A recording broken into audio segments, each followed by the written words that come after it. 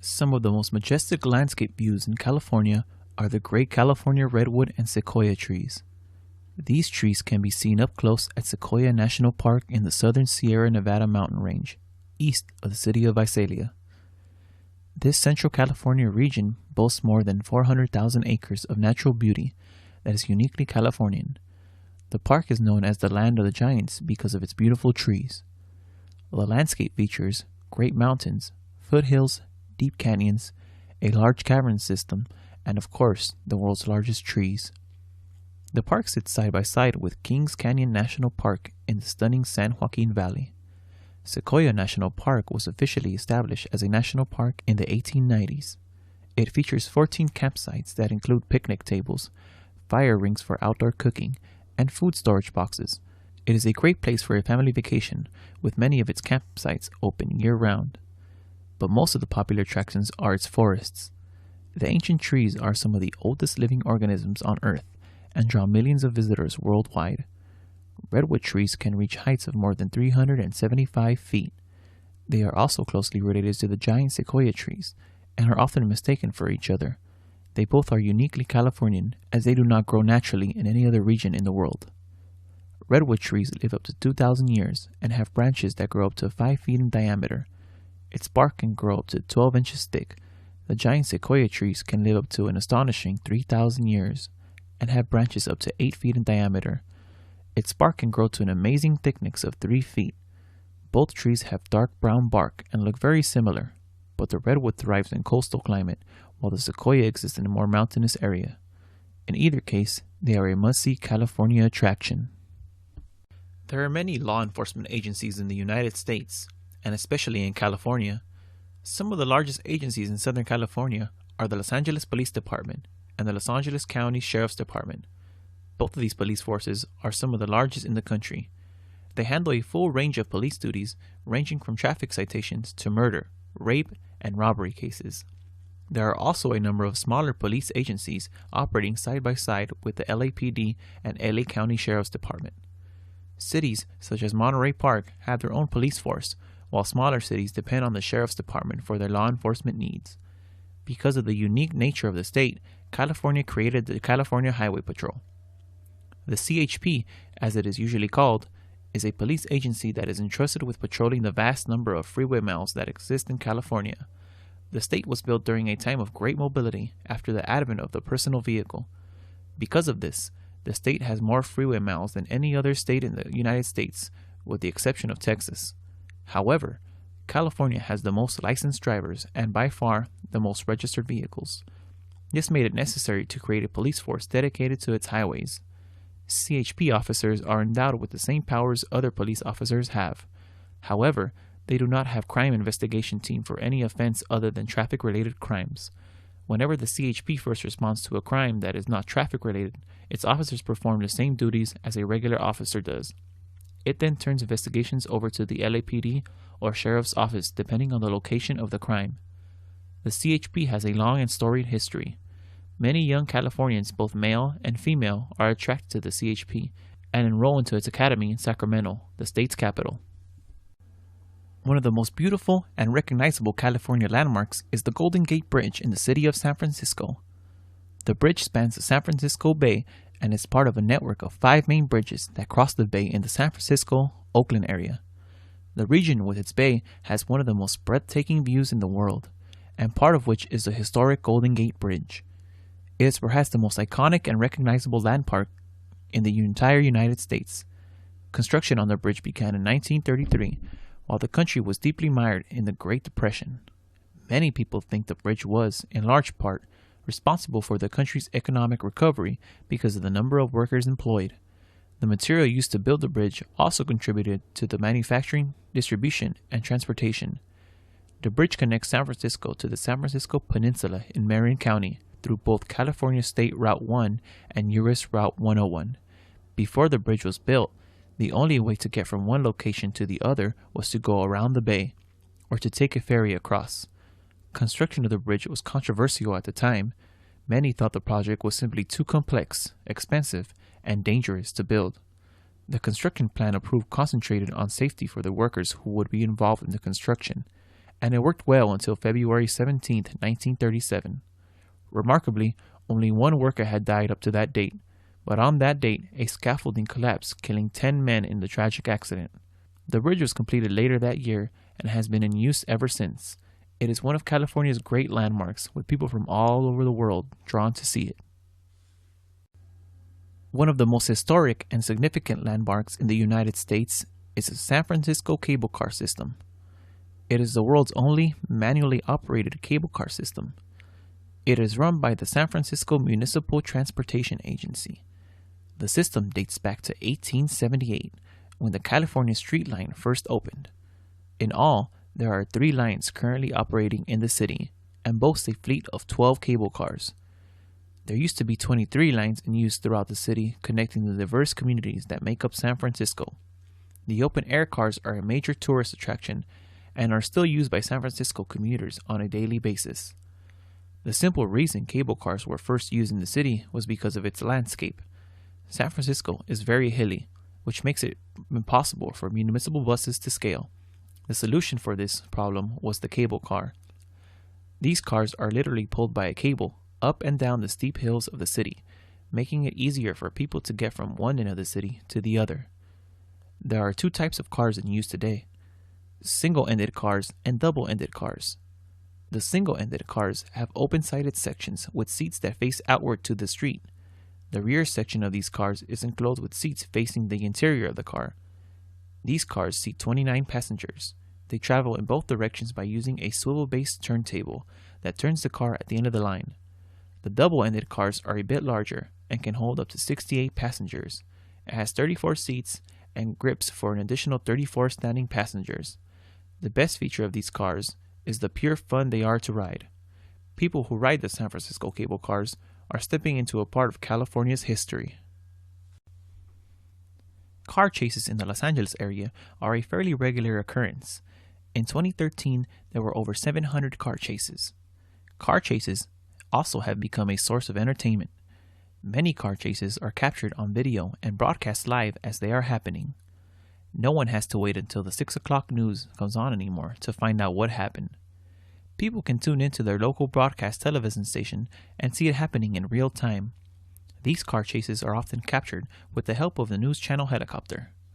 The helicopter follows and films the chase through the streets, reporting what streets the cars are passing through. People like watching car chases for many reasons. They are intense and filled with drama. A viewer never knows what will happen next. Will the driver give up easily? Does the driver have a weapon? Will the driver get into an accident? Will someone crossing the street get hit? Tune in to find out. Many channels see their ratings soar when they air car chases. They are just giving the people what they want.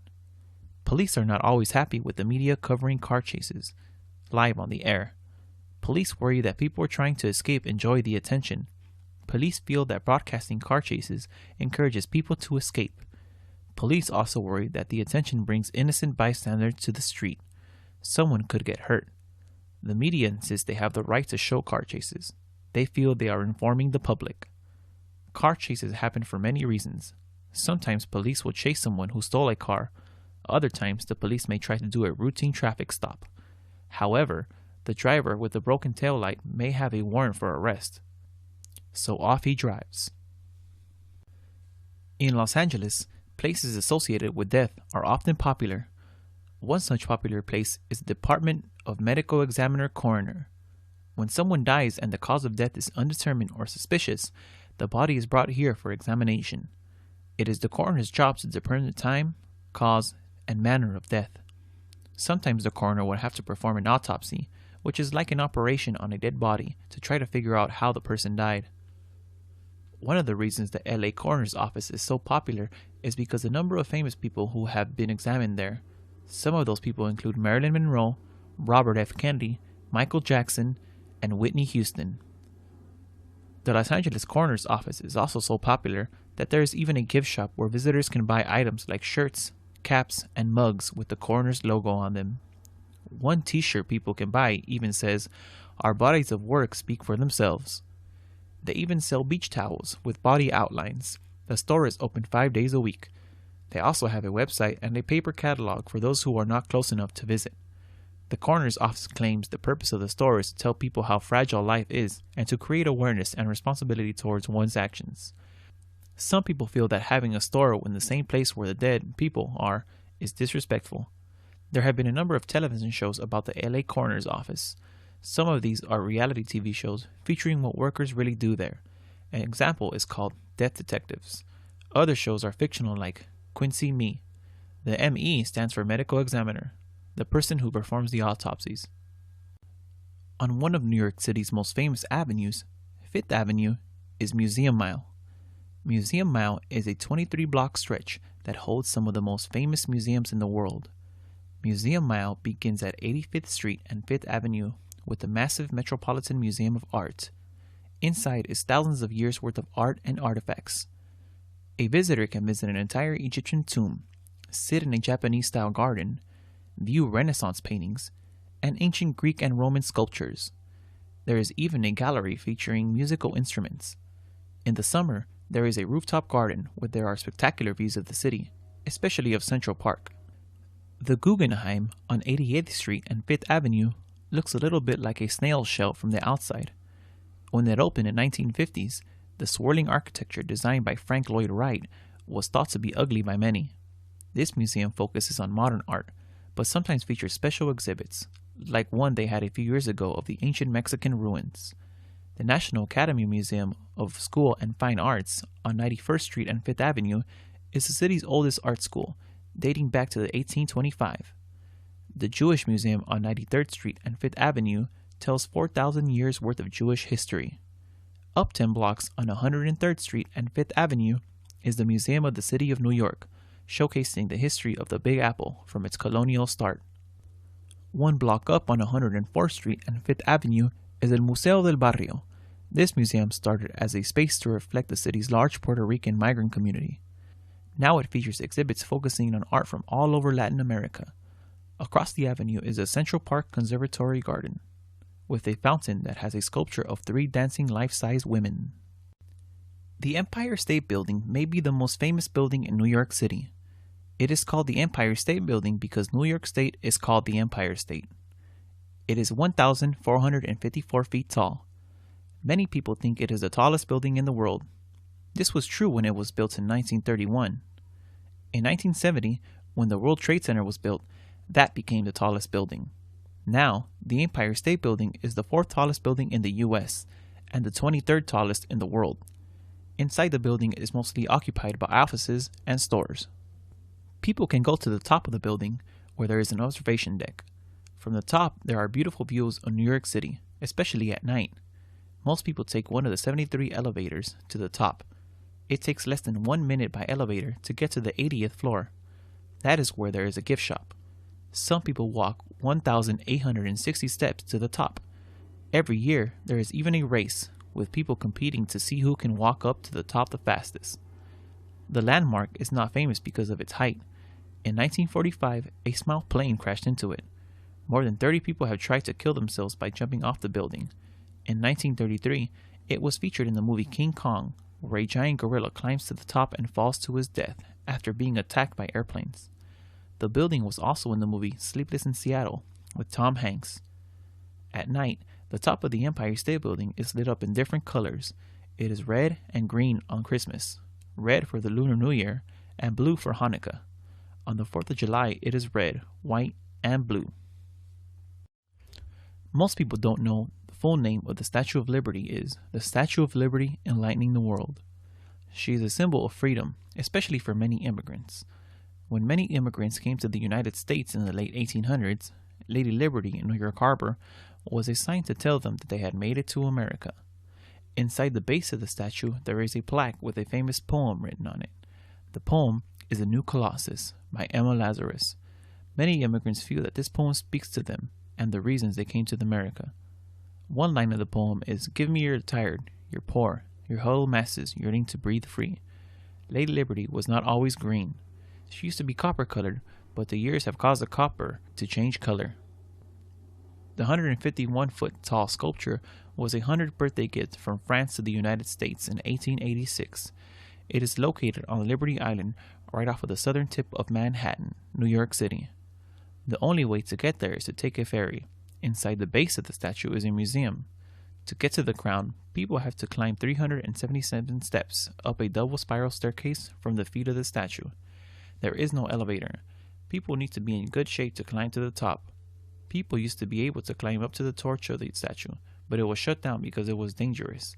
It was easy to fall off. About 4 million people visit the Statue of Liberty every year. People who can go to New York can see the replicas in Las Vegas and other parts of the world. Rockefeller Center is a complex of 19 buildings. It is named for a famous New York City business magnate named John D. Rockefeller, who built a group of buildings from 1930 through 1939. The most famous building in the complex is the General Electric building, where NBC television studios are based.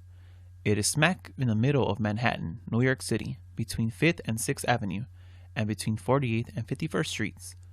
The address of the G building is 30 Rockefeller Plaza. That's how the show 30 Rock got its name. The show was filmed there. Saturday Night Live, a popular American late-night show, is also filmed there. Visitors can get tickets to see how a show is taped and can also tour the studios. Visitors to Rockefeller Center can visit the plaza, which becomes an ice skating rink in the winter. Every year, a huge Christmas tree is placed there and thousands of people attend the tree lighting ceremony, which also features famous singers. In the spring, summer, and fall, the plaza becomes a cafe. In the middle of the plaza is a statue of the Greek god Prometheus.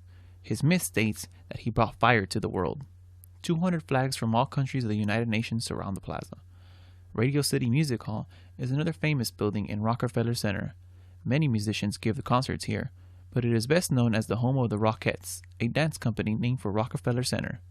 They are famous for their kick lines and are best known for performing in the Radio City Christmas Spectacular, an annual musical holiday stage show. Manhattan is a small island that is one part of New York City. New York City, the Big Apple, is actually made up of 5 sections called boroughs. These boroughs are Manhattan, Queens, Brooklyn, Staten Island, and the Bronx. Manhattan has the most people of all the boroughs, about 1.5 million. Even though it is the smallest borough by size, if you send a letter to someone who lives on Manhattan, don't write Manhattan on the envelope. You should write New York, New York, like the famous Frank Sinatra song. Because the island is so small, most people live and work in tall buildings. Some of these buildings are called skyscrapers because it looks like they are touching the sky. Some famous skyscrapers in Manhattan are Empire State Building, Chrysler Building, 70 Pine Street, Trump Building, GE Building, and Citigroup Center.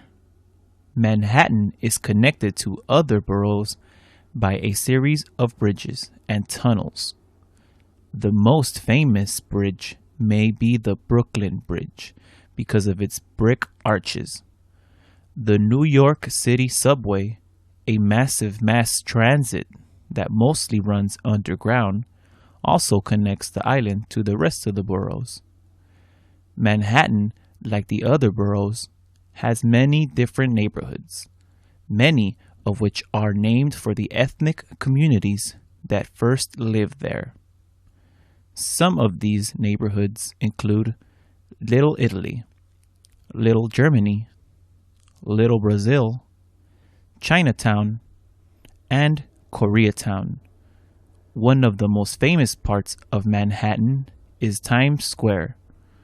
Times Square is called the crossroads of the world. Every year, millions of people gather there on New Year's Eve to watch an illuminated crystal ball drop. There are many theaters around Times Square. Most of these theaters are on Broadway, a famous street considered the home of the American theater industry.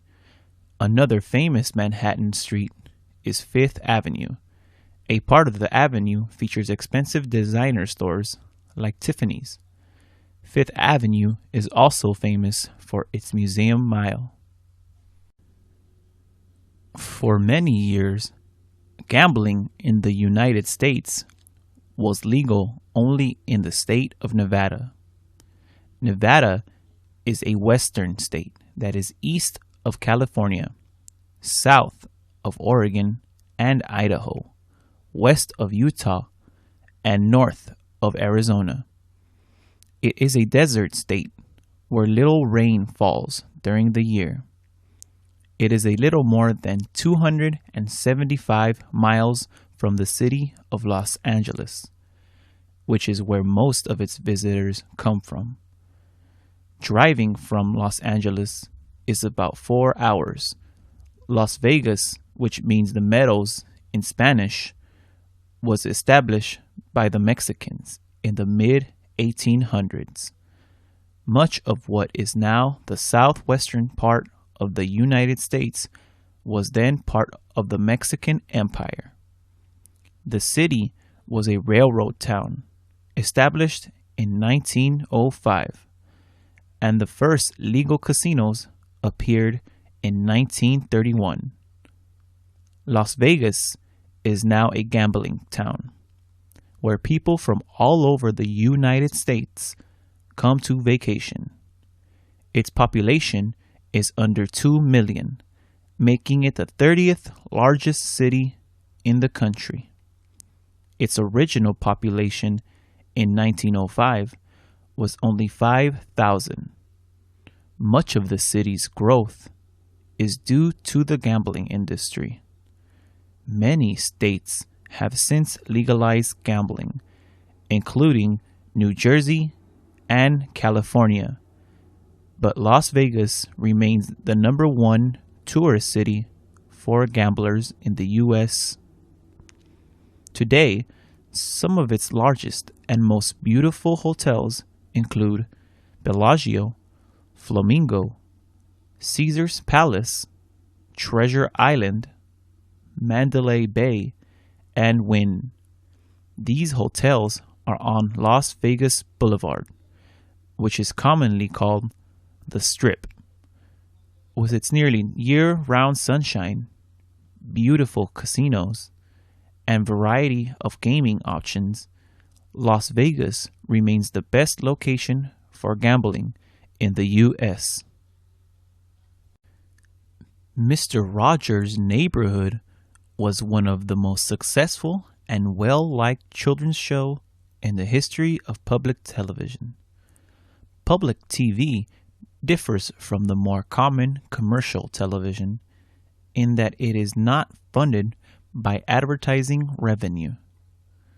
Public television is a network of television stations throughout the country that is dedicated to bringing alternative programming to the people of the United States.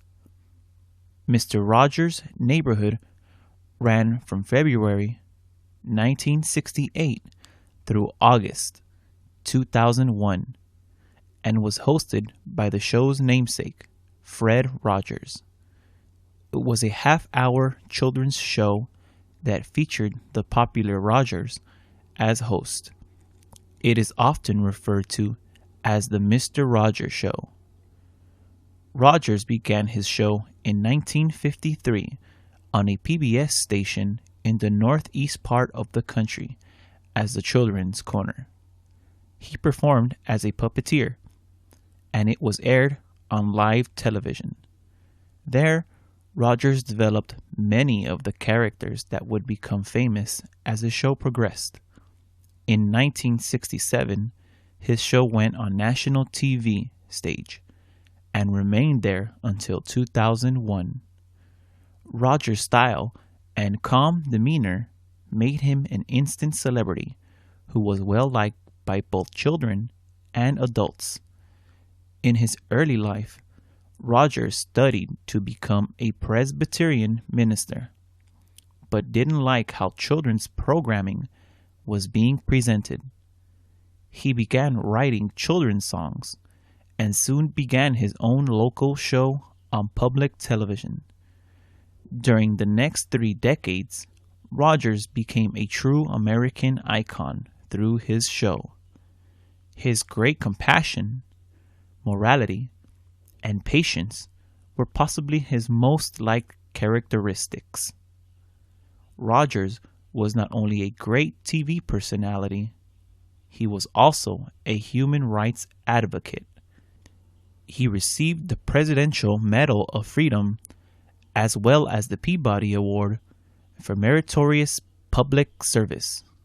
Rogers was inducted into the Television Hall of Fame and has received approximately 40 honorary degrees.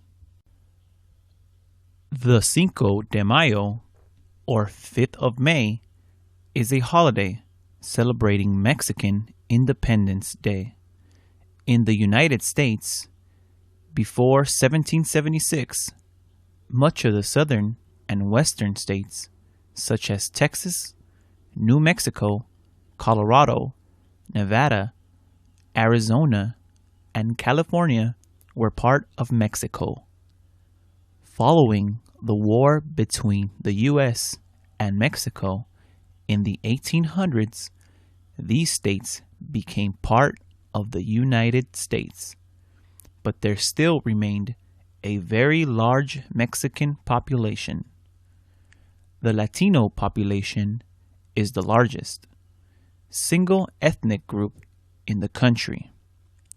It accounts for 17% of the nation's population, and 63% of those Latinos are of Mexican origin. The Cinco de Mayo is a large celebration in the country's southwest region. It celebrates the Mexican victory in the Battle of Puebla against France on May 5, 1862. Curiously, the day is celebrated more in the United States than it is in Mexico itself. In Los Angeles, the city celebrates the event with the Fiesta Broadway, which is the largest Cinco de Mayo celebration in the world. More than 500,000 people come to downtown LA to participate in the street fair that covers 24 square blocks. The celebration takes place on the last Sunday of April. There are rides, games, and especially food at this celebration, and it is growing every year. Los Angeles is not the only Southland city to host Cinco de Mayo celebrations. The cities of Corona, West Los Angeles, and Commerce also have events, and the famous Olvera Street celebration in downtown LA is also very popular. One of the most unique Cinco de Mayo events takes place in Hancock Park District of Los Angeles. It is called the Cinco de Mayo. This celebration is an annual charity event that began in 1999. It is a private party that benefits the homeless by providing shelter and support. Cinco de Mayo is a truly American celebration. On December 7th, 1941, the United States of America was attacked by the Imperial Japanese Navy at Pearl Harbor, Hawaii. The surprise attack was intended to destroy the American Pacific Fleet that stood in the way of Japan's complete domination of the Pacific Ocean during the 1940s. The attack was coordinated with attacks in the Philippines, Malaya, Singapore, and Hong Kong. Pearl Harbor was attacked by more than 350 Japanese airplane fighters, bombers, and torpedo planes that were launched from 6 aircraft carriers. The early morning attack sank 4 U.S. battleships, and 4 more were heavily damaged. 6 of the 8 battleships were restored and returned to service, but the Japanese also destroyed or damaged 3 cruisers, 3 destroyers, a mine layer, and an anti-aircraft training ship. In addition, 188 U.S. aircraft were destroyed, with many of them on the ground. The attack was devastating. It took the U.S. years to recover from all the damage caused on that fateful morning. However, the Japanese were unable to destroy their main targets, the Navy's aircraft carriers, by what some call a stroke of luck. The U.S. carrier fleet was out to sea at the time of the attack. The country was in shock at the news of the disaster. U.S. President Franklin Delano Roosevelt called the attack cowardly and declared 7th as a day that will live in infamy. On December 8th, the United States formally declared war on Japan. This plummeted the country into World War II, which Roosevelt had long hoped to avoid. Soon after the United States' declaration war against Japan, Germany, which was a Japanese ally, declared war on the U.S., and the country was now fully involved in the greatest war in the history of the world. America is one of the most diversified countries in the world. It is comprised of many different cultures from Latin America, Europe, Asia, and Africa. It is truly a melting pot of diversity. All these cultures have come together to create a new culture, an American culture. Many of the traditions, customs, religions, and celebrations of these cultures have been adopted into American culture, including funeral traditions. Traditional American funerals are basic. They usually include some sort of religious ritual, followed by a procession to the burial grounds, and a small ceremony at the gravesite, but these vary depending on the culture. At most American funerals, the deceased person's family sends out a death announcement called an obituary. These obits normally serve to pass information to others about the deceased and the time and day of the funeral event. At the church service, the deceased is usually eulogized by friends and family.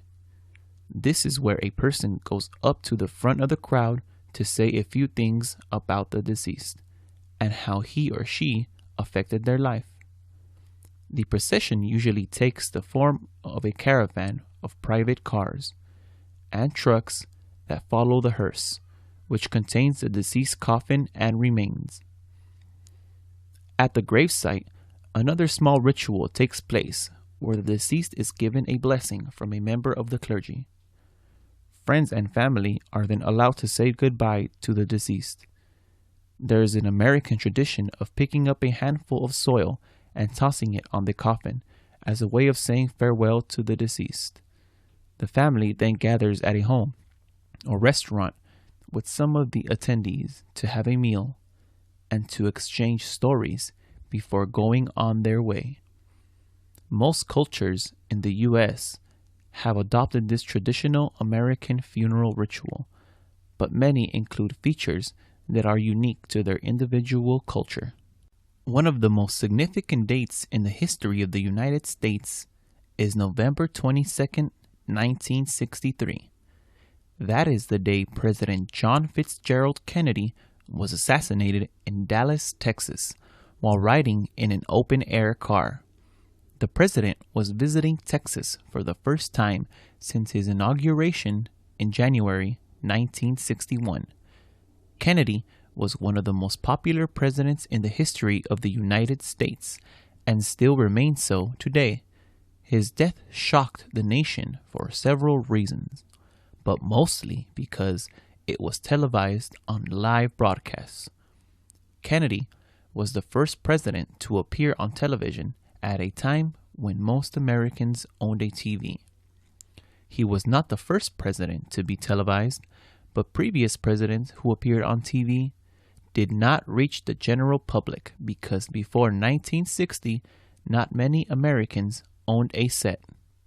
Kennedy was warned not to ride in an open-air car that day by his bodyguards, but he wanted the public to see him live. He did not want to be hidden behind an armored car. According to the official government commission, Kennedy fell victim to a single assassin, Lee Harvey Oswald, but many Americans dispute that finding to this date. Police say Oswald shot the president from a building while Kennedy rode in his car with his wife. The mood was festive at the time as the city of Dallas welcomed the president to Texas. Kennedy was a handsome, young president who was the youngest man ever to reach the presidency. Oswald later killed a Dallas police officer during his escape from the crime scene, but was soon found hiding in a movie theater. He required police protection from an outraged public and was held in protective custody. Oswald, who was a former member of the U.S. military, was unhappy with the president for his policies, but never admitted to being the assassin. Conspiracy theories involving rival political parties, the Cuban government, and organized crime have also been advanced as to who actually killed Kennedy.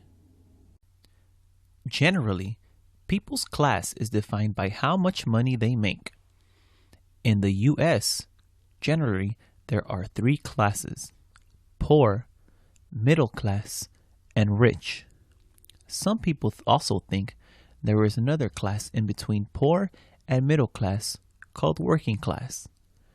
United States culture is based on the idea that people can move up the economic ladder and become middle class or even rich if they were born poor. This is the idea of going from rags to riches. Moving up the class ladder is not easy though. Higher education needed to get a good paying job is expensive. Class in the United States is more than just how much money a person makes though. Education, what job a person has, where they live, and the culture all play a role in what class a person will be classified as. For example, a person with only a high school diploma and a low-paying service job may be considered poor or low class, while a person with a PhD who owns their own company would be considered high class or wealthy. In a way, this makes sense because high-paying jobs usually require a high-level education. But for some people, class is something you are born with. For example, the children of billionaire Donald Trump were born rich and upper class without having done anything to earn that status. Gender plays a role too in how someone can move up the economic ladder. Women earn less than men do, so it is harder for them to accumulate wealth. Race also plays a role in how much people earn and their ability to move up the economic ladder. In the United States, most families require both the man and the woman to work in order to support the household. Rosa Parks is a prime example of how an ordinary American can change the world around her. She was born in 1913 in the southern state of Alabama. Parks became famous for challenging a discriminatory policy in the city of Montgomery, Alabama. During the 1950s, Black Americans in the South were not allowed to ride in the front seats of public buses if a white person needed that seat. Blacks were expected to get out of their seats and go to the back of the bus, which was designated as colored only. On December 1st, 1955, Parks refused to obey the bus driver's order to surrender her seat to a white passenger who had boarded the bus. Even though Parks was seated in the colored-only section, the bus was filled, and she was required by law to give her seat to the white rider. Parks was arrested and charged with civil disobedience. She later said she had grown tired of giving in. Her arrest and subsequent trial made Parks a national symbol for the civil rights movement. Her arrest also led to the Montgomery bus boycott that was a political and social protest campaign against racial segregation. Although the boycott only lasted 21 days, it was instrumental in the Supreme Court decision to declare Alabama's practice of segregation unconstitutional. Parks has remained a symbol for the civil rights movement, even after her death in 2005 at the age of 92. She has been called the First Lady of Civil Rights by the United States Congress and the mother of the freedom movement. She has been honored by the U.S. government with prestigious awards such as the Presidential Medal of Freedom and Congressional Gold Medal. She has been honored with her own museum in Michigan and has received several other civil rights awards both before and after her death. Chicago is known as the Windy City. Some people think this is because of the breeze that blows almost constantly. The city is located in the state of Illinois, on the shore of one of the Great Lakes, Lake Michigan, which is the fifth largest freshwater body in the world. Chicago may also be called the Windy City because of the wind tunnel effect created in downtown by many tall buildings. Skyscrapers are an important part of Chicago's history. The first skyscraper in the U.S. was built in the city in 1884. At only 10 stories, it was impressive for its time. The skyscraper was eventually demolished. Chicago is home of the other famous firsts. It was the birthplace of the refrigerated rail car, mail order catalogs, the car radio, the TV remote control, the first Ferris wheel, the first steel railroad, the first planetarium in the Western Hemisphere. Chicago is also home of the first blood bank and the first drive-in bank. It is also the home to the Lincoln Park Zoo, the oldest public zoo in the U.S. Maybe the Windy City should be called the City of Firsts. Chicago is the third most populous city in the U.S. after New York City and Los Angeles. A little more than 2.5 million people live in the city that has more than 100 neighborhoods. President Barack Obama used to live in Chicago. Nearly 40 million people visit Chicago every year. Many of them visit the Willis Tower, formerly known as the Sears Tower. It is the tallest building in the Western Hemisphere. It takes only a minute to get up to the 103rd floor skydeck, thanks to some of the fastest elevators in the world. From the skydeck, visitors can see 4 states: Indiana, Illinois, Michigan, and Wisconsin. Taxes are special fees charged by a government on the people who live in a country, state, or city. These fees help pay for public services like police, road and bridge repair, and public schools. In the United States, people have to pay national, state, and local taxes. Income tax is a tax applied to how much money a person earns in a year. There are both federal and state income taxes. These have to be paid every year by April 15th. There are special forms the Internal Revenue Service, IRS, the government agency in charge of collecting taxes, asks people to fill out. There are tax credits that people with low income, college students, and parents can get. These credits could mean actually getting money back from the government. This money is called a tax refund. People can get both a federal and state tax refund. Anyone who works has to be taxed regardless of the immigration status. Not paying income taxes could mean a fine or even jail time. Payroll taxes are taxes that are taken right out of a person's paycheck. There are federal and state payroll taxes. These include Social Security and Medicare taxes. Social Security taxes pay for the retirement and disability benefits received by millions of Americans each year. Medicare taxes pay for the federal health insurance program that covers the elderly and the disabled. People who own houses pay property taxes. The amount paid depends on how much the property is worth. This tax is usually paid once a year. The sales tax is a tax almost everyone pays. Sales tax is a specific extra percentage charged on nearly all purchases. Everything from soap to furniture has a sales tax attached when bought.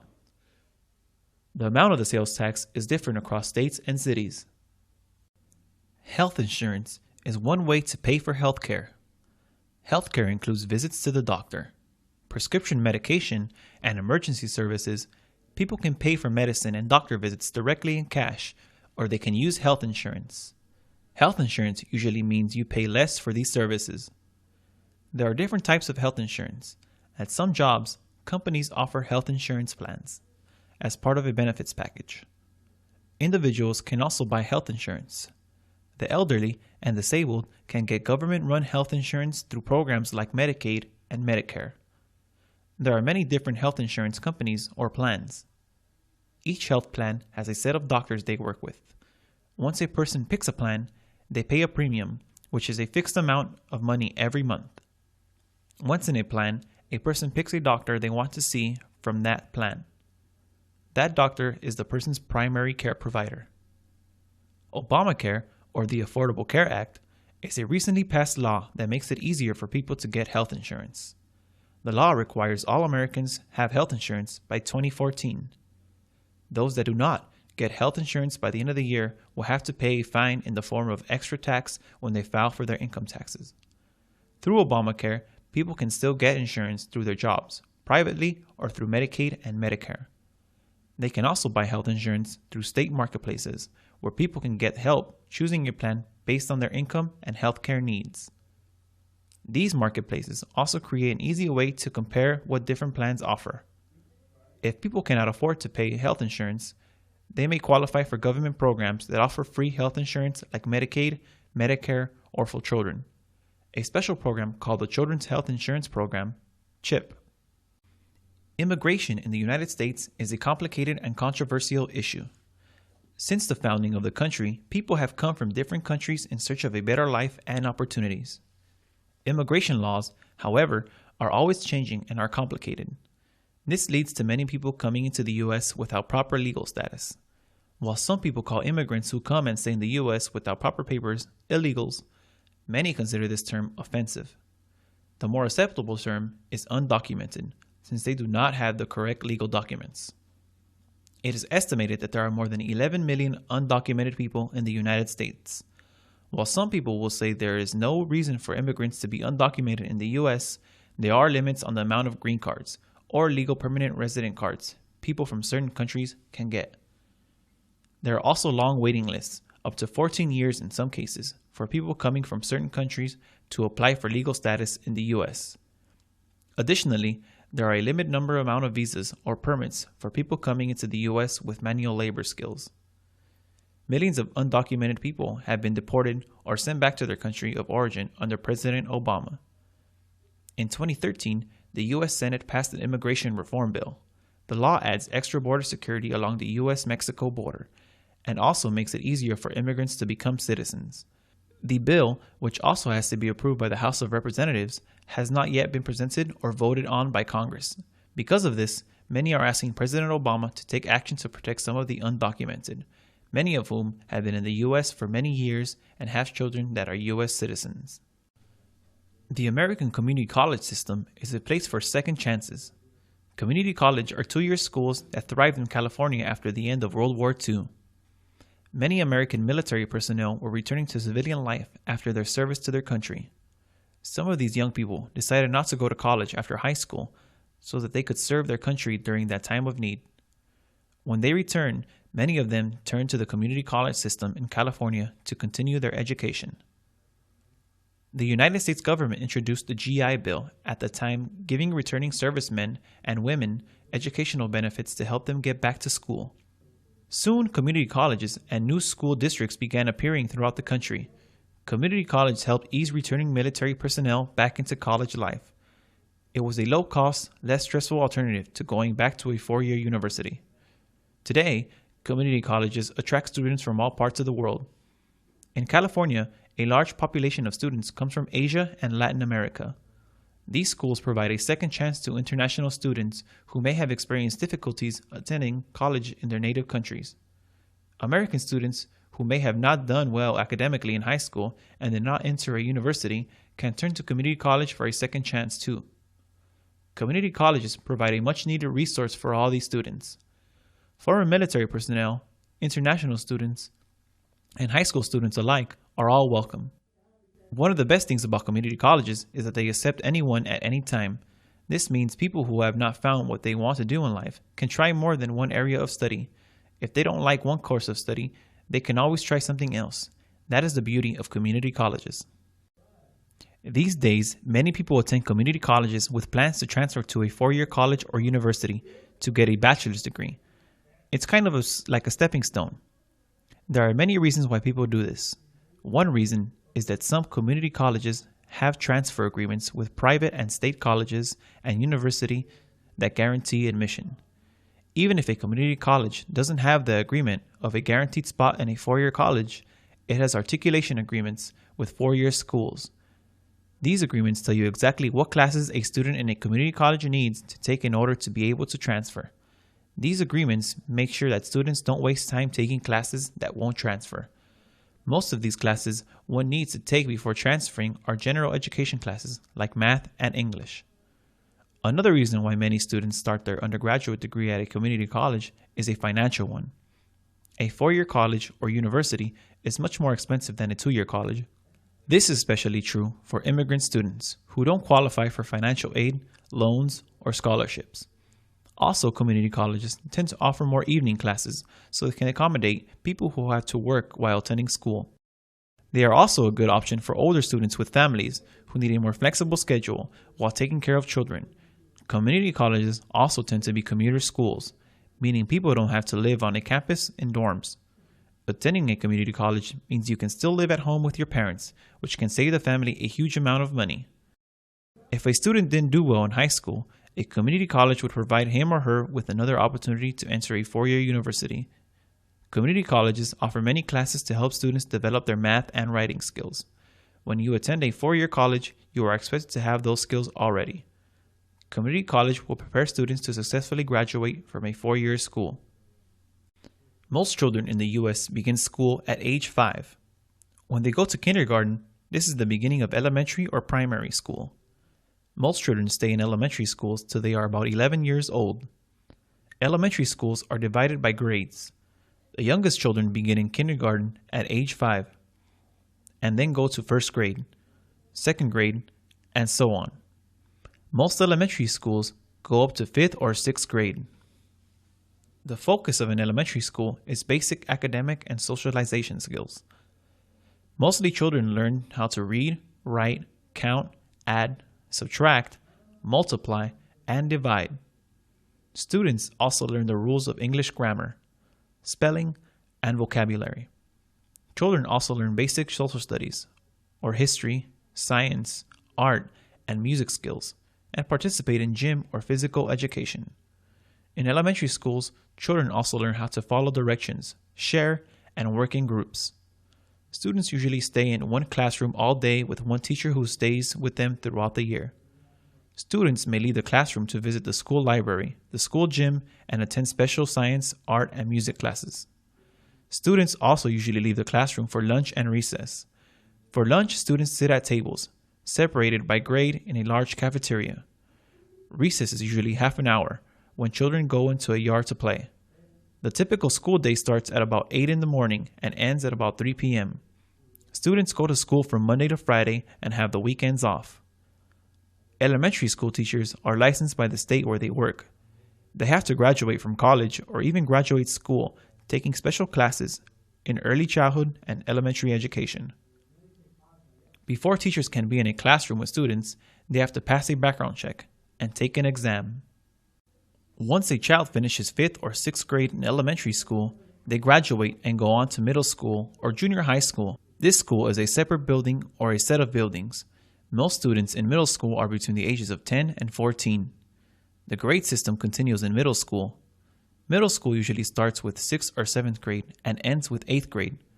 While they are less common, some elementary schools go from kindergarten to 8th grade. Most students are assigned a middle school based on where they live.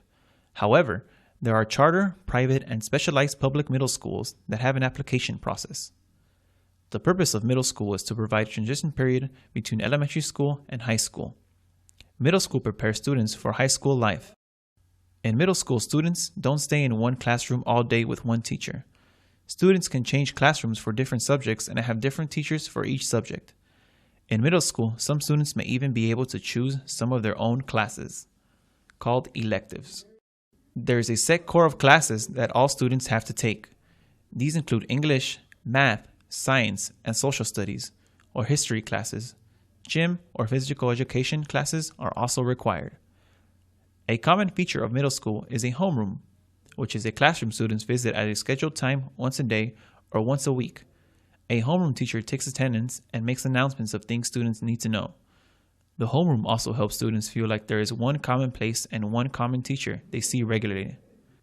This is to help with the transition from elementary school to secondary school.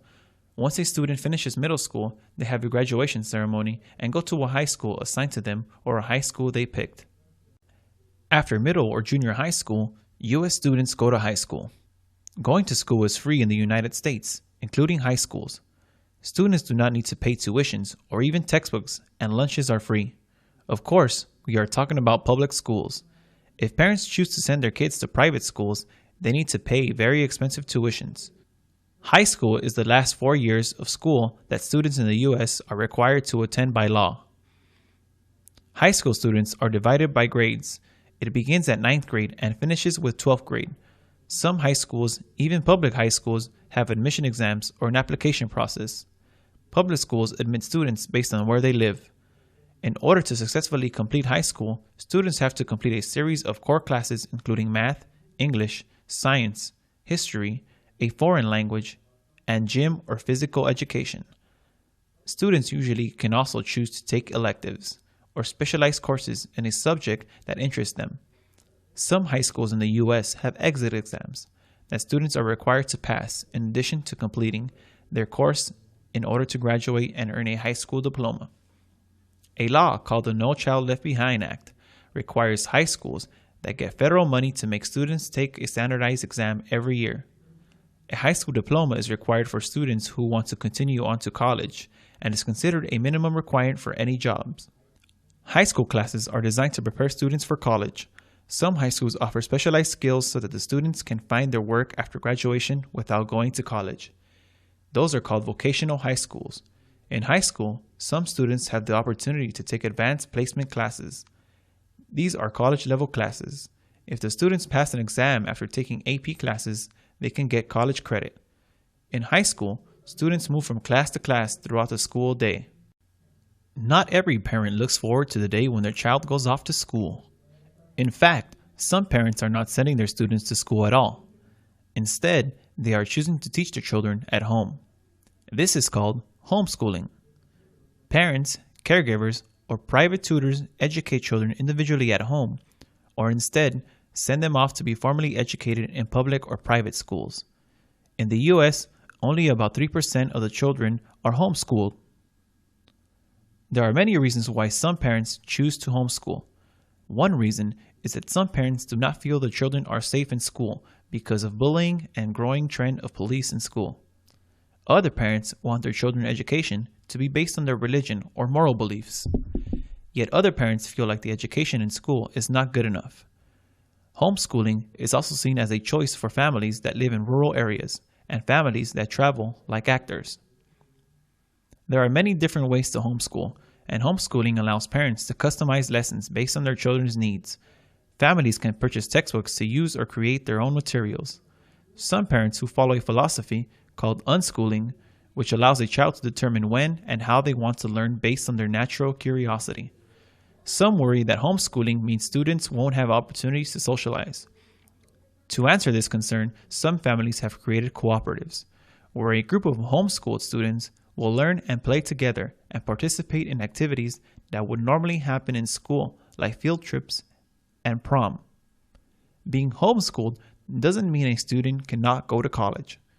Most colleges accept homeschooled students. It is important, however, for parents and students to create a portfolio or proof of what has been learned. When parents send their children to school, often they don't know what happens day to day. Parents rely on what their children tell them about what they are doing and what they are learning. Generally, schools will host parent-teacher conferences at least twice a year. Parent-teacher conferences are short meetings between parents and their children's teachers. Usually, parent-teacher conferences are held when teachers give out a student's grades for the term. The parent-teacher conferences give teachers an opportunity to let parents know how their child is doing. A teacher will let a parent know the student's strengths and bring to the parent's attention any problems with grades or behavior. The meetings also offer parents the opportunity to ask questions and see what their child is learning. When it is almost time for parent-teacher conferences, the school will send parents a note and usually give them an appointment time. There are appointments during the day and in the evening. Evening appointments are used for parents who work during the day. Parent-teacher conferences do not last very long. Normally, they do not last longer than 10 minutes.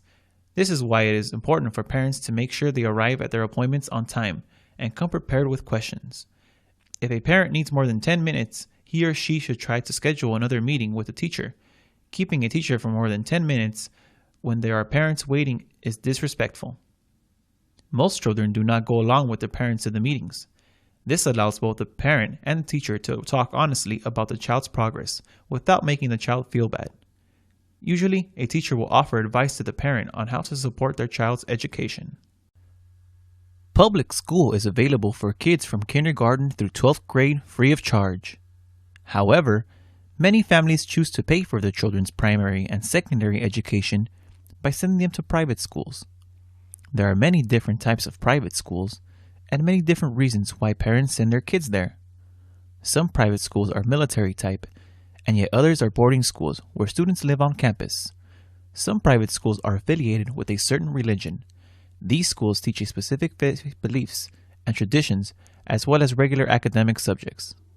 There are schools run by Catholics, Protestants, Jewish people, Muslims, and Orthodox Christians. There are also private schools that specialize in teaching disabled students. Some parents choose private schools because they feel that they offer a better education than public schools. Others choose private schools because they offer a different type of curriculum. Waldorf schools, for example, only let children play and use items made of natural materials. Private schools are also called independent schools or non-state schools because they are not run by local, state, or national governments. They can pick up what students go to their schools. They do this through admission examinations and interviews. There is often an admissions application. Some private schools accept anyone who can pay tuition or money to send their children there. Some schools charge up to $45,000 a year. Private schools charge tuition because they do not get any money collected from local, state, and national taxes. Some private schools offer a limited number of scholarships to help pay for school. Many of these scholarships are need-based, meaning for students who can't afford the tuition. Other scholarships are offered for students with very good grades or for students that have a talent in a sport or art. California is the largest state in the United States of America. It is home to more than 10% of the country's total population. It also has the largest education system in the country. The college and university system is divided into 4 parts. Those parts are the University of California system, the California State University system, the community college system, and private institutions. The UC system has more than 230,000 students at its 10 campuses. It is considered the more prestigious system in the state. It includes top universities like UC Berkeley and the University of California, Los Angeles, UCLA. Both schools rank in the top 25 universities in the country, with Berkeley in the top 10. A degree from the UC system is highly sought, and the academic standards are higher than the other systems. They are also more expensive. California State Universities count 23 universities in its systems. It is a diversified system that includes 2 polytechnic universities and a maritime university. These schools offer vocational and maritime education, but also offer traditional academic programs. The system's enrollment approximately 450,000 students, with about 45,000 faculty members. The California Community College system is the largest system of higher education in the state and the world.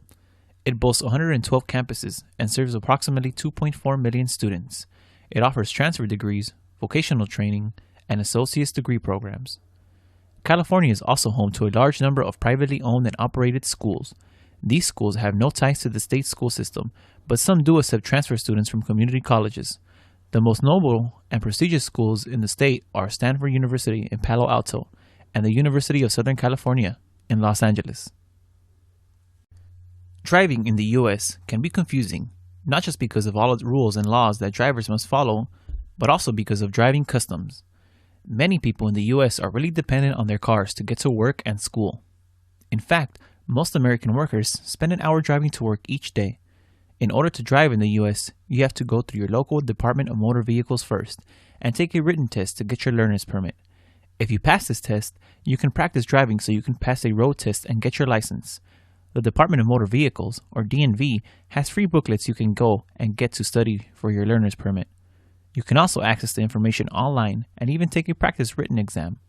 To prepare for the road test, you can have a friend teach you to drive or pay to take classes at a driving school. You cannot, however, practice driving by yourself. If you are caught driving with only a learner's permit, you can get into trouble with the law. Once you get your driver's license in one state, you can use it to drive in all the United States. Wherever you drive, you will see signs posted along the road indicating the speed limit. These numbers are not a suggestion. Generally, you can drive faster on a highway than on local streets. Local police use special equipment to detect your speed. If they detect you are speeding or driving over the speed limit, police can stop you and give you a ticket. You will have to pay a fine, and some of the fines are more than $100. The lines painted on the road are not just to keep cars in their lanes. They send a message. For example, a solid double yellow line means that it is against the law to pass another car here. Each New Year's Day, the city of Pasadena in California hosts a celebration to welcome the year with a series of events that includes the Rose Parade. The parade takes place in the center of the city on Colorado Boulevard and features numerous floats, marching bands, equestrian teams, celebrities, and honorees. It is the most popular parade in the country. It has spawned several other New Year's Day parades throughout the country. In Miami, it's the Orange Bowl Parade. In New Orleans, it is the Sugar Bowl Parade. In Arizona, it's called the Fiesta Bowl Parade. However, the Rose Parade is the oldest and best parade. Many people like to camp out in tents or sleeping bags the night before to get the best locations to view the Rose Parade. To brave the cold weather, some people bring portable heaters to keep them warm.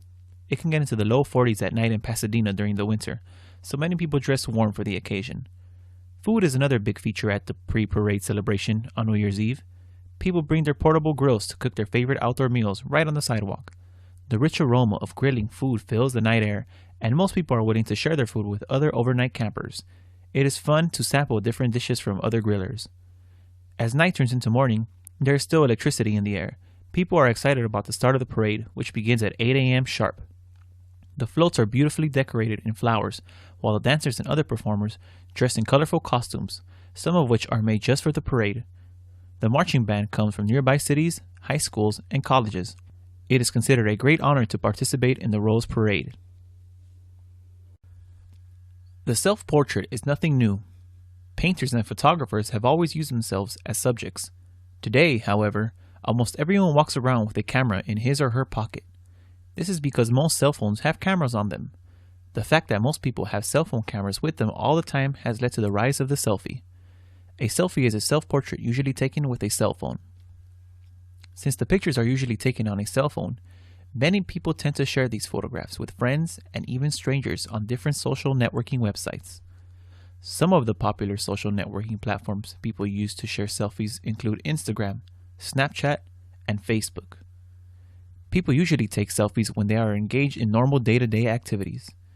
They take selfies of their commutes to work or school. People take selfies of themselves eating. Other people take selfies to show what they are wearing or whom they are hanging out with. The most common way to take a selfie is by holding a cell phone at arm's length. Some people take selfies by taking a picture of their reflection in the mirror. In these pictures, you can usually see the phone of the person it is taking a picture with. Selfies taken using a mirror are often taken in a bathroom, which some people think is offensive. The bathroom is a very private place, not a place to take pictures. Some people think that selfies are a sign that people are becoming vain or superficial. It is not often that people take pictures of themselves that make them look bad. When people take pictures of themselves, they usually are trying to present themselves in the best light. However, some people use selfies to show what they really look like. Some people are trying to challenge stereotypes of what makes someone attractive. In U.S. cities like New York and Los Angeles, many people live in small apartments. Despite not having homes with big yards, some apartment dwellers still seek the companionship that domesticated animals like dogs and cats offer.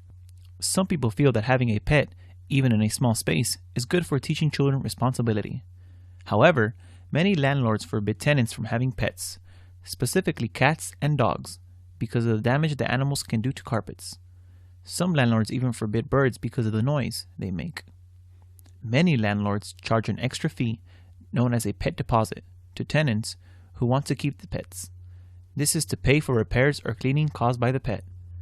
Many times, apartment dwellers will choose animals like fish, hermit crabs, guinea pigs, or hamsters that make little noise, little mess, and won't chew up the furniture.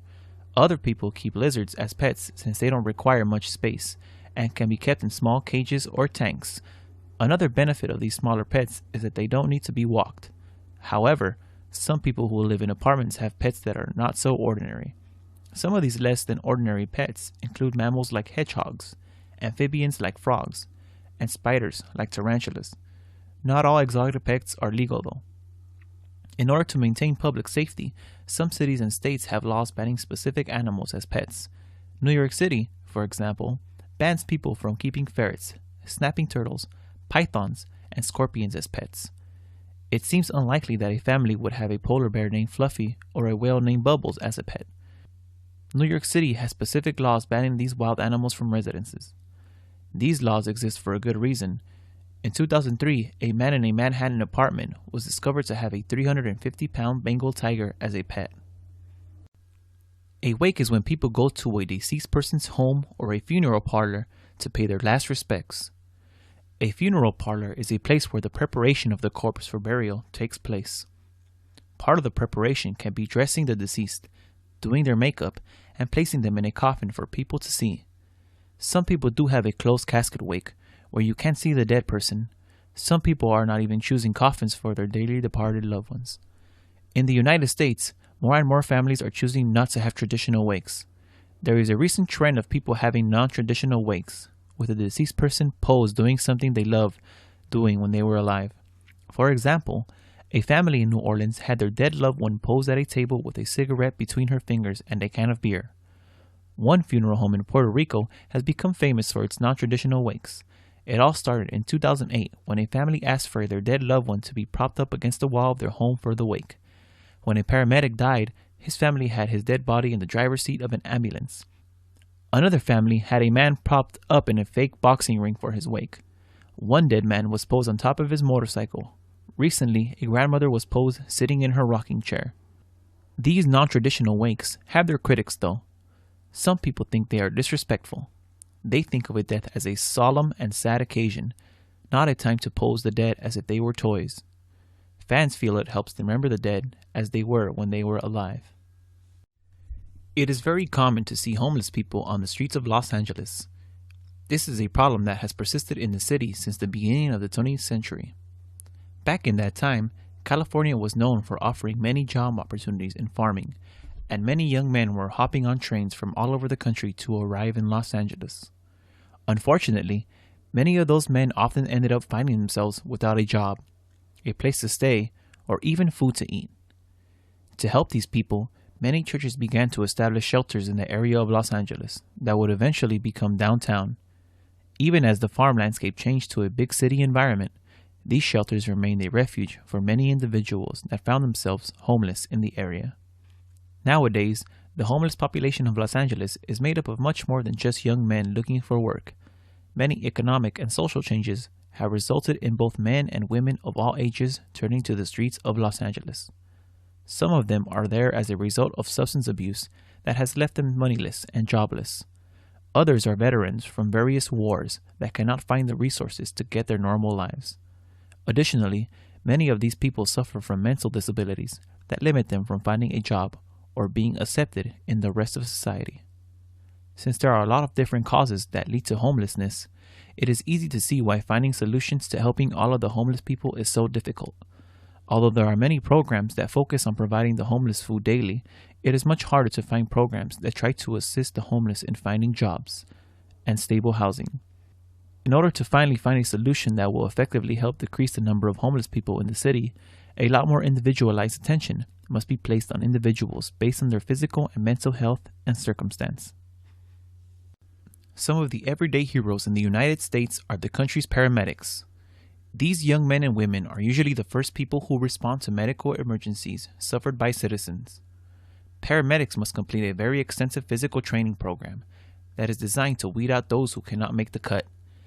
A paramedic must be in fit condition and be mentally strong to perform his or her duties in the face of danger. Many of these heroes must in their life-threatening situation when responding to emergencies. Paramedics are usually attached to a county or city fire department, but there are also some private paramedic organizations. In Southern California, there are two primary schools for paramedic training. They are UCLA's Daniel Freeman Paramedic Program and the Paramedic Training Institute. Both of these schools provide candidates for the Los Angeles County and City Fire Departments. To become a paramedic for a county or city organization, candidates must also pass a psychological screening and a physical training program. Some of the equipment paramedics carry is very specialized. They carry basic and advanced life support gear, such as forcible entry tools so they can reach people in peril, saws to cut through obstacles, and other emergency equipment. Paramedics provide a valuable service to the communities they serve.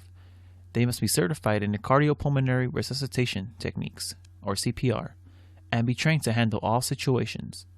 Some paramedics are trained to respond to what is called mass casualty incidents. These emergencies occur when there is a tragic event such as September 11, 2001 attacks on the country, and other emergencies like earthquakes, mudslides, or floods. Paramedics can also be sent to emergency situations by citizens who call the 911 emergency phone number. One of the darkest days in American history was September 11, 2001. This is a day that will live in infamy for most Americans. It was the most tragic day in the history of the country since December 7, 1941, when the Japanese attacked Pearl Harbor. September 11th was the day Muslim extremists hijacked 4 commercial airliners in an attempt to destroy the American spirit by slamming those jets into 4 buildings. 3 of the 4 jets reached their targets, while 1 was stopped by a group of everyday heroes who gave their lives for their country. In the early morning hours on 9/11, American Airlines Flight 11 slammed into the North Tower of the World Trade Center in New York City. A few minutes later, Flight 175, also an American Airlines flight, struck the South Tower. Both suicide attacks brought the towers down, but not immediately.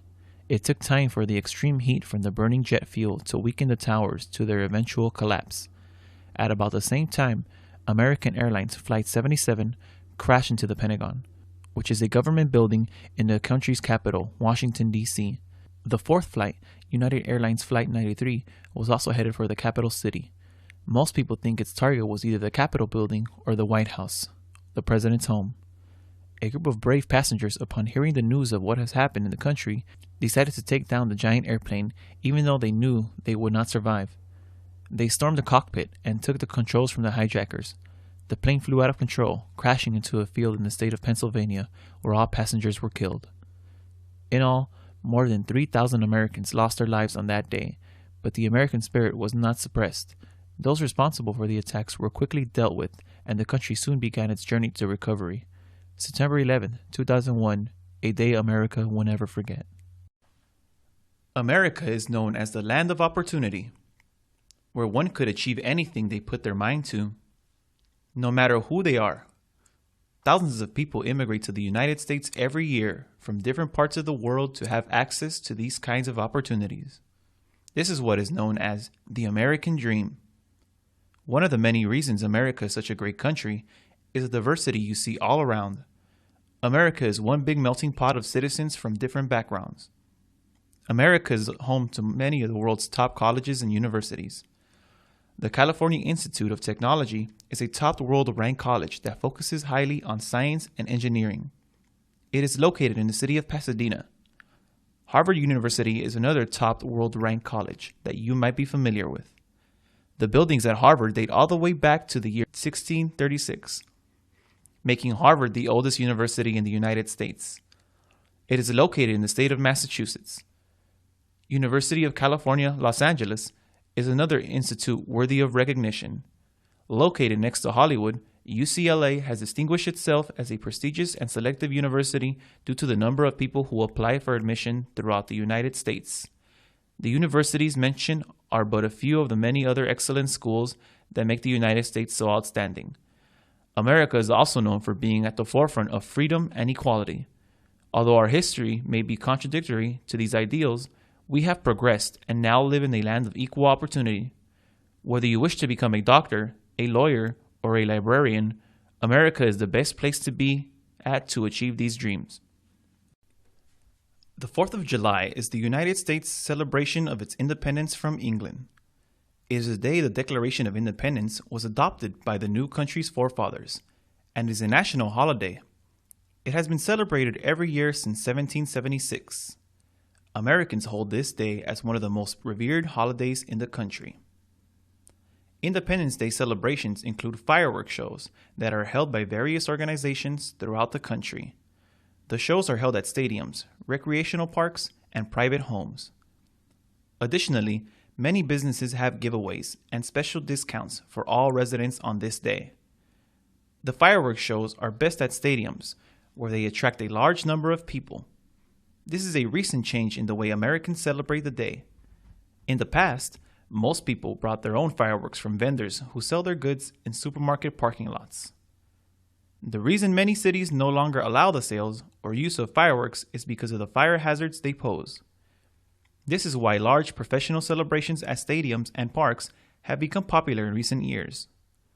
Of course, many people still celebrate at home though. There are some cities where sales and use of fireworks are still legal, and many Americans take full advantage of this. Another 4th of July tradition is the backyard barbecue. The holiday occurs in the middle of the summer, and Americans love to grill outdoors to avoid the heat inside the house. Hamburgers and hot dogs are the food of choice, but steaks are also prepared often. There is nothing better than a great American meal and a cold drink celebrating the 4th of July. It is a popular holiday, and it is one that has great meaning to most Americans. The United States government is composed of 3 major sections.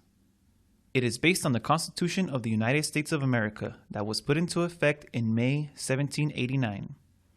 The 3 parts of the U.S. government are the executive, legislative, and judicial branches. Each branch works independently of the other 2, and each has its own responsibilities. This system is in place to ensure that no branch can carry more power than the other. This is called separation of powers, which was written into the Constitution. The executive branch is the branch that most Americans are familiar with. It includes the President of the United States, the Vice President, and the Cabinet. The President is the leader of the country and is the Commander-in-Chief of the U.S. military. The Vice President is second in command and will act as a president if the president dies, resigns, or is removed from office. The Cabinet acts as agents of the U.S. President and carry out the duties they are entrusted with. The legislative branch of the government consists of the House of Representatives and the Senate. Together, they form the Congress, which can levy and collect taxes, mint money, and establish federal courts. It can also declare war and raise and support the Army, Navy, and Air Force to protect the country. The House of Representatives has 435 members, and the Senate consists of 100 senators, with 2 from each of the states. Any legislation or new law must be approved by both the House of Representatives and the Senate. The judicial branch is entrusted to apply the laws created by the legislative branch of the government. It has the power to create lower courts under the Supreme Court of the United States. It works closely with state courts, although they are separate. Christmas, observed on December 25th, is a Christian holiday that celebrates the birth of Jesus Christ. Christians of different denominations go to church on Christmas. Many Catholics go to midnight mass. In the United States, however, the holiday has a much more secular tone and is celebrated throughout the country. Many people, regardless of their religion, put up and decorate a Christmas tree. The tree can be a real evergreen, or it can be artificial tree. Lights, strings, tinsel, and even popcorn can be used to decorate a Christmas tree. On the top of the tree is a star or an angel. The decorations are usually red and green. The purpose of a Christmas tree is to have a central location to place gifts. According to legend, a jolly fat man with a beard, named Santa Claus, leaves presents under the tree. Children in the U.S. often write lists of things they want Santa to bring them. Many parents bring their children to shopping malls across the country to tell a man dressed as Santa what they want. These children are often also photographed with the mall Santa as a keepsake. On Christmas Eve, many children leave milk and cookies for Santa. Of course, it is the parents that buy the gifts from the wish lists and even eat the cookies and drink the milk. On Christmas Day, children usually wake up early and run to the tree so they can see what Santa brought them. Adults can also exchange gifts at this time. People don't just decorate a tree at Christmas. Many also elaborately decorate their homes with lights. Some of the displays are even synchronized to Christmas songs called carols. Originally, these songs were religious, but now they are about the spirit of the season.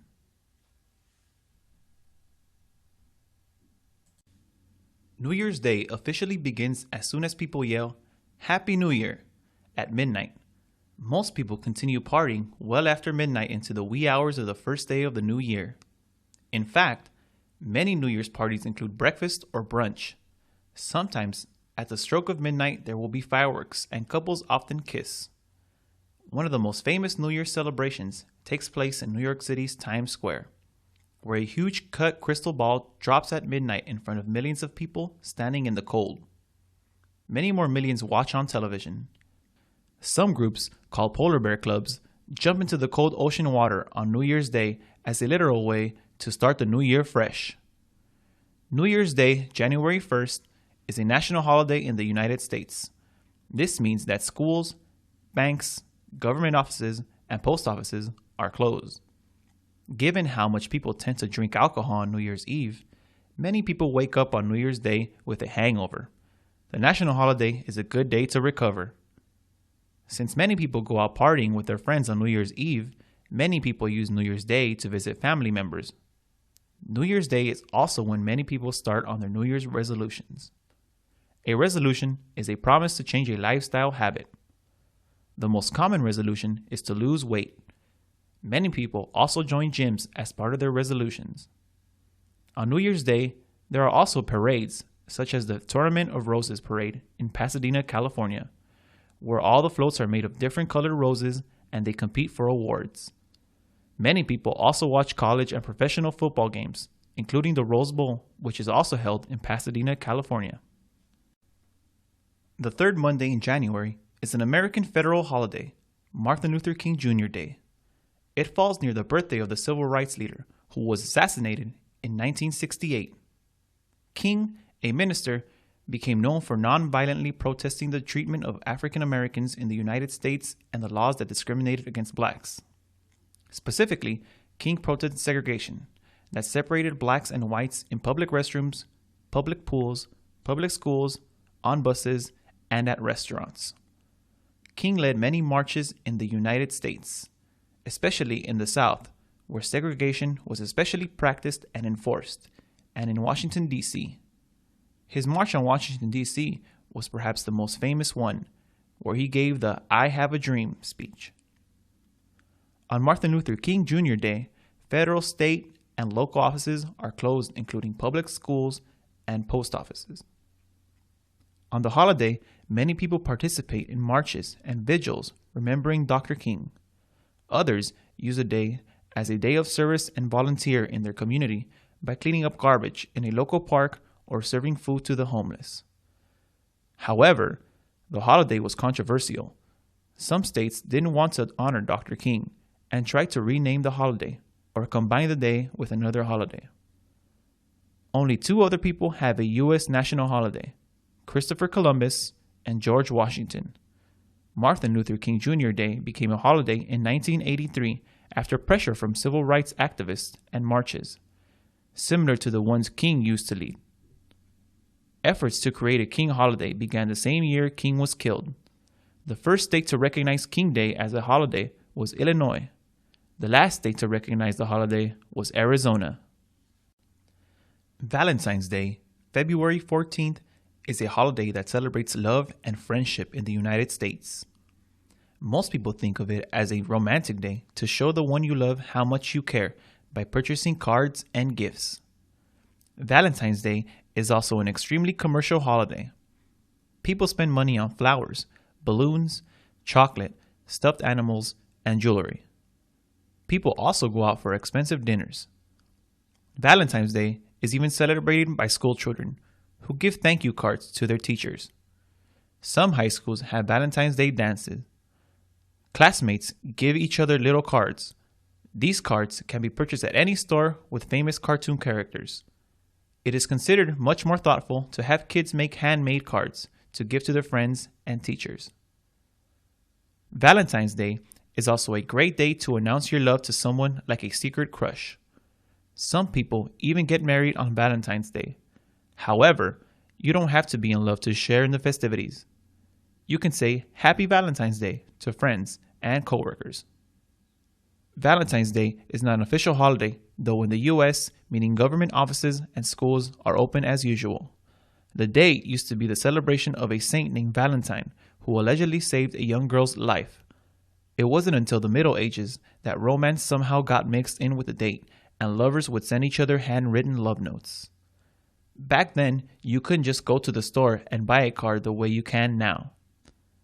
You know Valentine's Day is around the corner when stores begin to decorate with red and pink hearts and the symbol of Cupid, a winged ancient Roman god said to strike the hearts of people with his arrow. Now it seems Cupid goes straight after your wallet because you will also see many more jewelry ads as Valentine's Day approaches. St. Patrick's Day, March 17th, is a Christian religious holiday that celebrates the patron saint of Ireland. According to the legend, St. Patrick drove all the snakes out of Ireland. St. Patrick's Day has also become, especially in the United States, a day to celebrate Irish culture. In major cities across the country, like in New York and Boston, there are parades and festivals. People wear green and decorate with shamrocks, a type of three-leaf clover. Some people wear buttons or t-shirts that say, "Kiss me, I'm Irish." In the US, St. Patrick's Day is not a legal holiday, meaning government offices and schools are open. The biggest and oldest parade takes place in New York City. It actually began about 250 years ago, before the US was even its own country. Every year, thousands gather along the famous Fifth Avenue to watch hundreds of Irish step dancers and bagpipe players march. Irish step dancing is done in groups or solo. Dancers perform complicated moves with their feet and legs while keeping their upper bodies stiff. The parade has also been a source of controversy because the parade is associated with the Catholic Church in New York City. Gay and lesbian organizations have not been allowed to march. Many people protest the parade or boycott it. St. Patrick's Day has also become associated with drinking a lot of alcohol, specifically beer. One drink that is often seen around the holiday is green beer. This is really just regular beer with green food coloring. Many people feel like the holiday celebrates stereotypes about the Irish, like the myth that they all like to drink and get drunk. Others complain that the holiday has become too focused on drinking, with public drunkenness as a problem in major cities around the holiday. Passover is a Jewish holiday that remembers and celebrates their liberation from ancient Egyptian slavery, as described in the Old Testament of the Bible. It is traditionally celebrated in the spring and lasts about a week. According to the story in the Bible, God punished ancient Egypt with 10 plagues. The last plague killed Egyptian firstborn males. Jewish people were told to mark their doors with lamb's blood so that God would know to pass over these houses and not kill any firstborn males inside. This is where the name of the holiday, Passover, comes from. After this last plague, the Egyptian king, known as the Pharaoh, agreed to release the ancient Jews from bondage. The Bible story also says that the Jewish people left their homes in such a rush after they were freed that they didn't have time to wait for the bread to rise. This is why the commemorative Passover meal, Jewish people eat matzah, bread without yeast, also known as unleavened bread. The matzah and other foods are eaten at a special meal called a seder. These are very specific rituals that happen at the seder meal. These rituals are all in a book called the Haggadah. Inside the Haggadah is also the story of the Jewish exodus from Egypt. During the seder meals, parts of the Haggadah are read aloud. The first part of the meal is a blessing over wine. The second part of the meal is washing of the hands. The third part of the meal is when someone dips some sort of vegetable in salt water and then eats the vegetable. The vegetable symbolizes the humble origins of the Jewish people. The water symbolizes their tears. The fourth part of the meal is when 3 pieces of matzah are broken. Easter is a Christian holiday that celebrates the resurrection of the death of Jesus Christ as told in the Bible. Christians are found in church on Easter. Some Christians participate in an Easter vigil or nighttime mass, sometimes held by candlelight. Easter is never on a set date. It is observed on a Sunday between the end of March and the end of April. The exact date is calculated based on a different calendar. Many public schools in the U.S. have a week-long vacation around Easter time. Sometimes this break is called Easter or spring break. In the United States, Easter is also celebrated as a secular holiday. It is associated with the beginning of spring and symbolized by bunnies, flowers, and dyed eggs. Many children in the U.S. believe in a fictional character called the Easter Bunny. According to the myth, the Easter Bunny leaves baskets full of candy for children. Sometimes these baskets are hidden and the children have to find them on Easter Sunday morning. Candy that is usually inside an Easter basket can include chocolate in the shape of bunnies or chicks, jelly beans, and marshmallows. Another activity associated with Easter is an Easter egg hunt. According to popular mythology, the Easter Bunny hides painted eggs and children need to find them. While real eggs used to be used, now it is common to use plastic eggs filled with candy. There are usually public Easter egg hunts in parks across the country. The White House even hosts an Easter egg hunt. Another Easter tradition associated with Easter is dyeing real eggs in different, usually pastel colors, like bright pink, blue, and yellow. In New York City, people take to Fifth Avenue to participate in the Easter Parade. The Easter Parade isn't a parade with marching, bands, and floats. People walk up and down Fifth Avenue, showing off elaborately decorated hats or Easter bonnets. Mother's Day is a holiday that celebrates and honors mothers in the United States. It is celebrated on the second Sunday in May. It became an official holiday in the country at the start of the 20th century as a way to honor mothers whose sons had died in war. The holiday is celebrated in a number of ways. People give mothers gifts like flowers, cards, and jewelry to thank them for all their hard work. A popular symbol of the holiday is the carnation. This is because when the holiday first began in the U.S., people were encouraged to wear a red carnation if their mother was alive, or a white carnation if their mother was dead. Many people take their mothers out for a special meal. In fact, Mother's Day is the most popular day in the U.S. for people to go out and eat, and it is estimated that people spend billions on meals and gifts. Mother's Day is also the most popular day to make long-distance calls in the U.S. It is the second most popular gift-giving day after Christmas.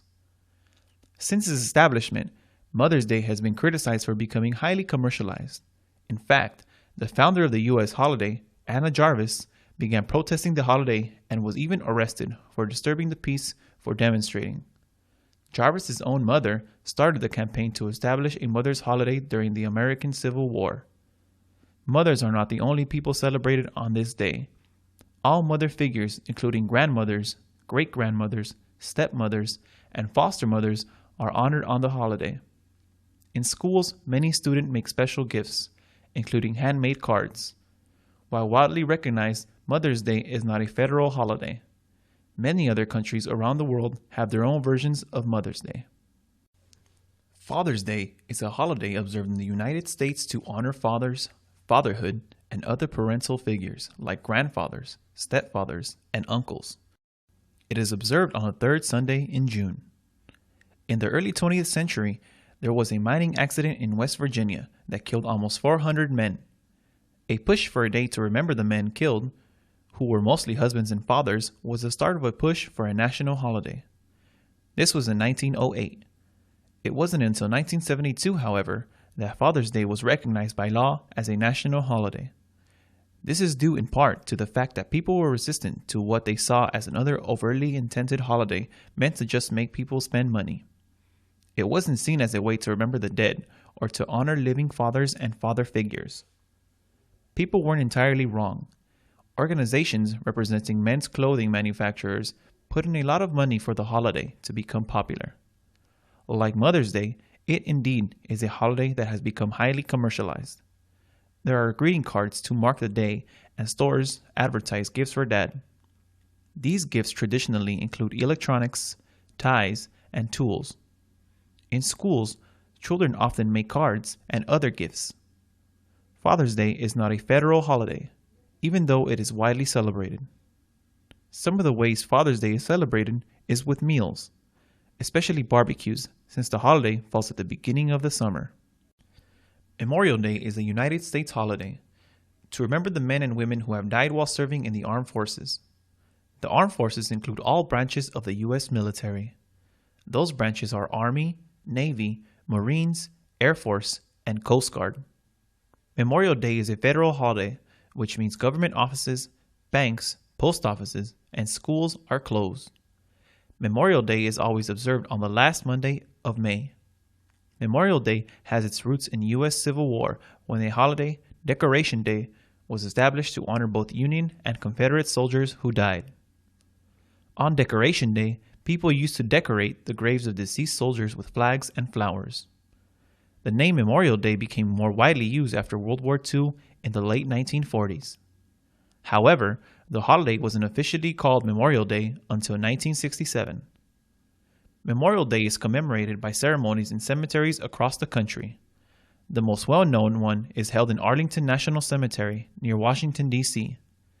Arlington is a military cemetery, meaning only military personnel are buried there. Volunteers place U.S. flags on military graves at Arlington and other national cemeteries. There are also parades in honor of fallen service people held in different towns and cities. Another Memorial Day tradition is flying the U.S. flag at half-staff until noon, meaning it is flown at half its normal height. This is considered a sign of mourning. The flag is raised to its full height after noon, as a sign that the military will rise up, despite the loss. There is also a National Memorial Day concert that takes place on the lawn of the U.S. Capitol. Memorial Day is also known as the unofficial start of the summer season. Many beaches and pools open up for Memorial Day weekend. Many people also host barbecues on Memorial Day weekend.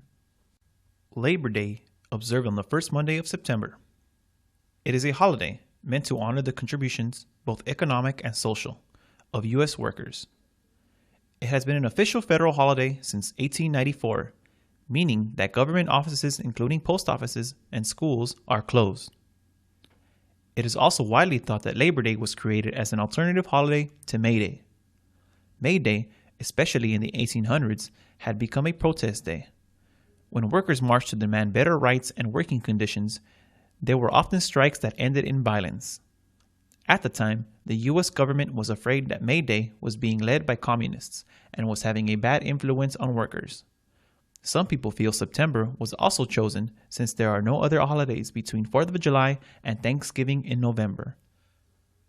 On Labor Day, there are usually parades in major cities around the country. Politicians and labor leaders make speeches and hold press conferences. Labor Day is also considered the unofficial end of summer. Many people celebrate Labor Day with trips to beaches, picnics, and barbecues.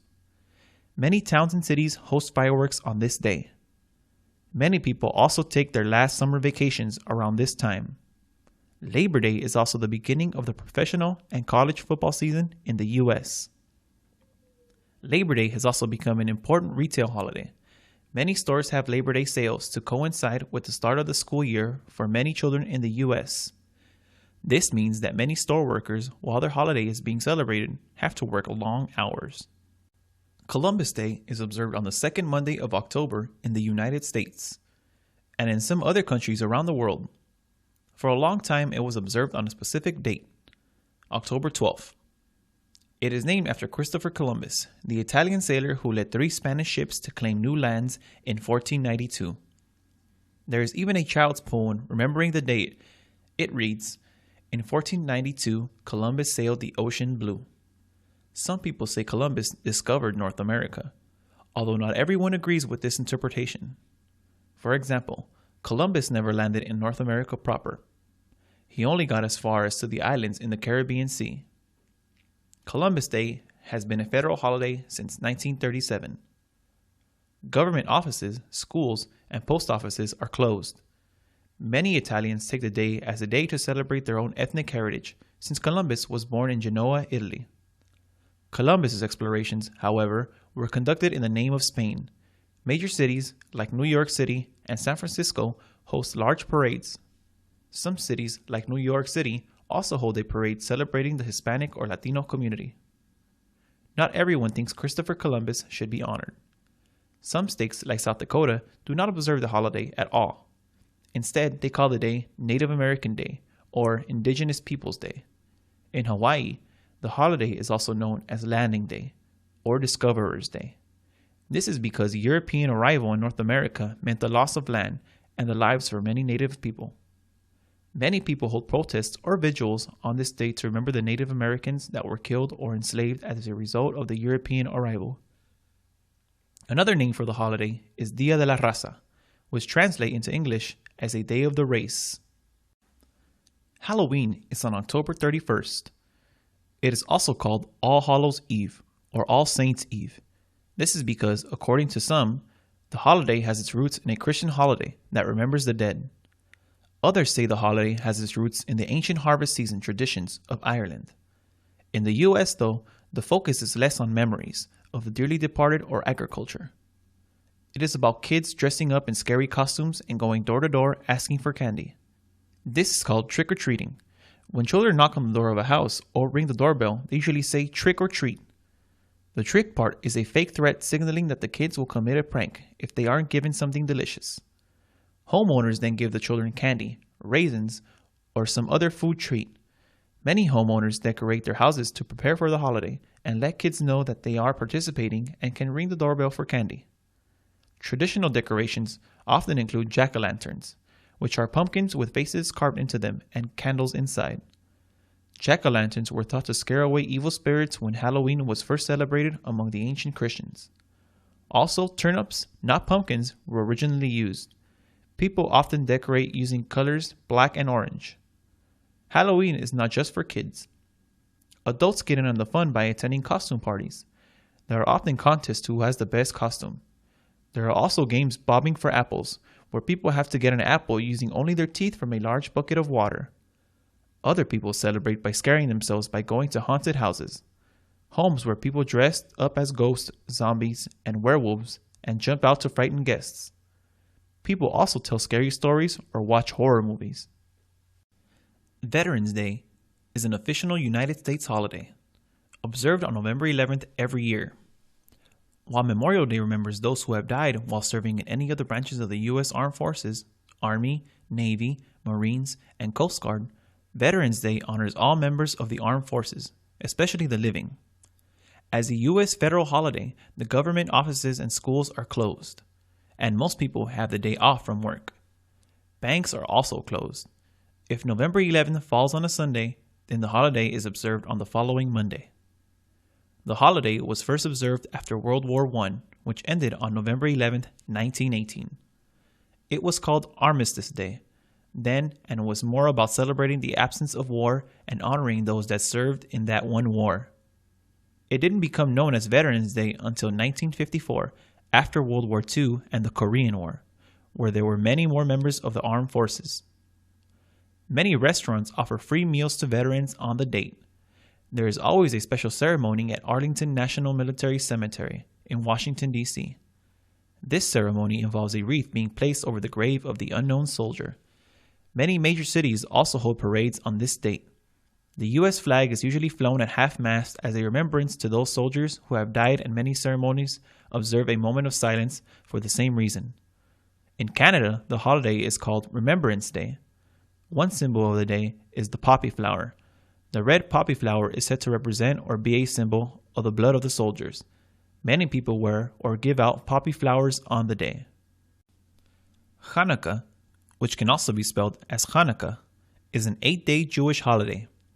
It is known as the Festival of Lights, which celebrates the dedication of ancient Jewish temple in Jerusalem thousands of years ago.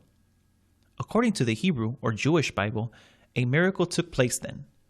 A 1-day supply of oil miraculously lasted 8 days. The dates of Hanukkah always change, but usually occur anywhere in late November to late December. The main way people observe the holiday is by lighting a candle on the candelabra, a special candle holder with space for 9 candles on each of the 8 nights. The candelabra is called a menorah. Now there are also electric menorahs. Some people use oil lamps. The ninth candle space is usually higher than those on the others and is lit on every night. This ninth candle is there so that people can see the other candles they are lighting. So 2 lights are lit on the first night, 3 on the second, and so on. Some families have the head of the household light the candles. Other families share the responsibility. The menorah is supposed to be placed somewhere visible, like in a window facing the street. The candles are supposed to stay lit for at least 30 minutes after it gets dark. There are also special prayers people say and holy songs sung when the candles are lit. Schools and government offices are open for Hanukkah since the observances happen at night. Some families exchange gifts on each night of the holiday. Some foods traditionally eaten on Hanukkah include latkes, fried potato pancakes, and donuts. These and other fried foods are eaten because they are cooked in oil and remind people of the oil that lasted for 8 nights. Children play with a special 4-sided spinning top called a dreidel. Thanksgiving is a holiday celebrated by many people in the United States and Canada. In the United States, it is celebrated on the 4th Thursday in November and marks the start of the Christmas season. Some people celebrate Thanksgiving to remember the first harvest of the Pilgrims and Puritans, groups of people from England who immigrated to North America in the 1600s. Some people recreate the first Thanksgiving and dress up as Pilgrims, Puritans, and the Native Americans who are said to have helped the new arrivals find food to survive the first winter. Most people, however, see Thanksgiving as one day a year to reflect upon what they are thankful for. Some families will sit together and take turns saying aloud what they are thankful for. An important part of Thanksgiving is families coming together. Extended family members often travel long distances to share the day with their loved ones. In the United States, Thanksgiving is the busiest travel day of the year. People travel in planes, trains, buses, and cars to share a very special meal, Thanksgiving dinner. What most Thanksgiving celebrations have in common is the food. On Thanksgiving, many families prepare large, elaborate dinners to share with friends and loved ones. Many of these dinners use ingredients associated with the fall harvest, like cranberries, potatoes, sweet potatoes, corn, and cranberries. Roast turkey is a traditional meat served. It is so common that some people call Thanksgiving Day Turkey Day. The turkey is usually served with gravy and stuffing. Pies are usually served for dessert. The most common pies served are sweet potato, apple, pecan, and pumpkin. Thanksgiving is not just celebrated in the privacy of people's homes. Every year, the President of the United States pardons a turkey, saving it from becoming someone's meal. In New York City, Macy's, a department store, holds a large parade with huge balloons of various cartoon characters floating down the street. In the United States, 43 states, Washington, D.C., Puerto Rico, and the U.S. Virgin Islands all have their own lottery. A lottery is used for states to raise money. Licensed stores sell numbered tickets, or people can pay to choose their own numbers. When you let a machine pick your numbers, it is usually called a quick pick. Many people play lucky numbers, numbers associated with birth dates or other important numbers to them. The money earned from selling lottery tickets goes to pay for schools, roads, bridges, and other public services. Once a week or more, a drawing is held where the numbers are randomly picked. If your ticket has those numbers, you could win a cash prize. There are different types of lotteries, such as Powerball, Mega Millions, and Lotto. Powerball and Mega Millions are known for their large payouts. There are also instant lottery tickets that are scratch-off cards. The winnings tend to be less money, but they are extremely popular. In the United States, you can play the lottery or buy a ticket if you are 18 years or older.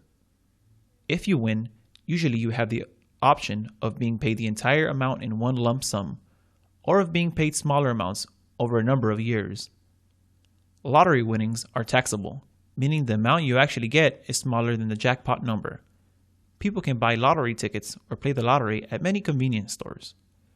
Lotteries are also very popular since they advertise. There are many television commercials, radio commercials, and billboards urging people to play. Lotteries have been controversial since they are essentially a form of legalized gambling. There is concern that it can lead to people becoming addicted to gambling. There are also illegal lottery games, usually run by some form of organized crime. Boston is the capital of Massachusetts. It is the largest city in the New England state and is rich with history. This is why over 12 million people visit the city every year. It is a very old city, founded in 1630 by English colonists fleeing religious persecution.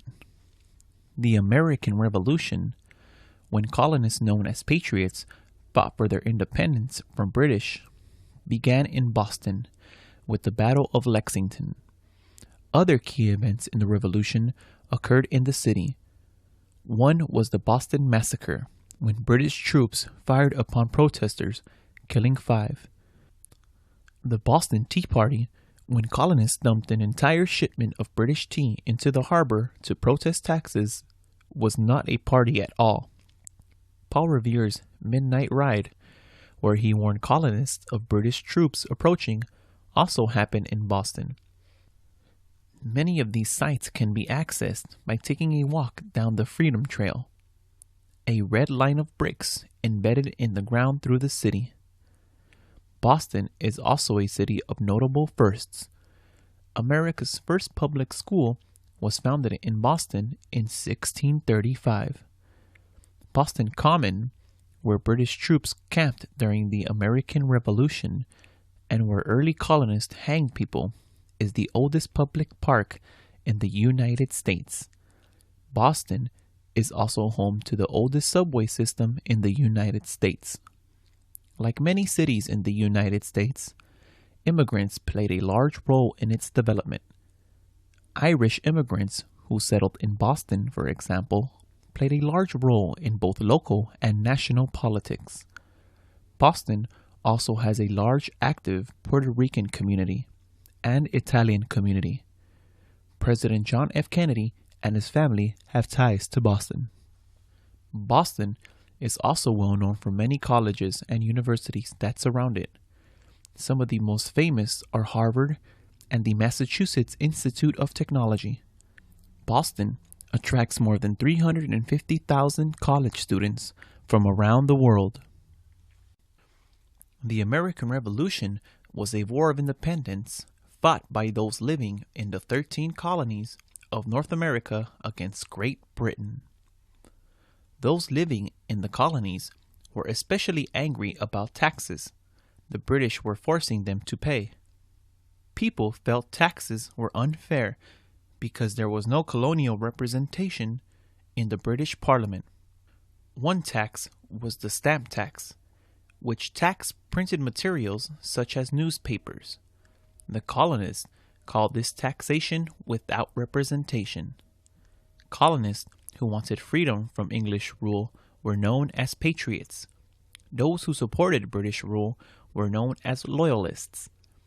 Before full-scale war broke out, there were many acts of protest by patriots, like the Boston Tea Party, when Bostonians boarded British ships and dumped 342 chests of tea into the harbor because of tea tax.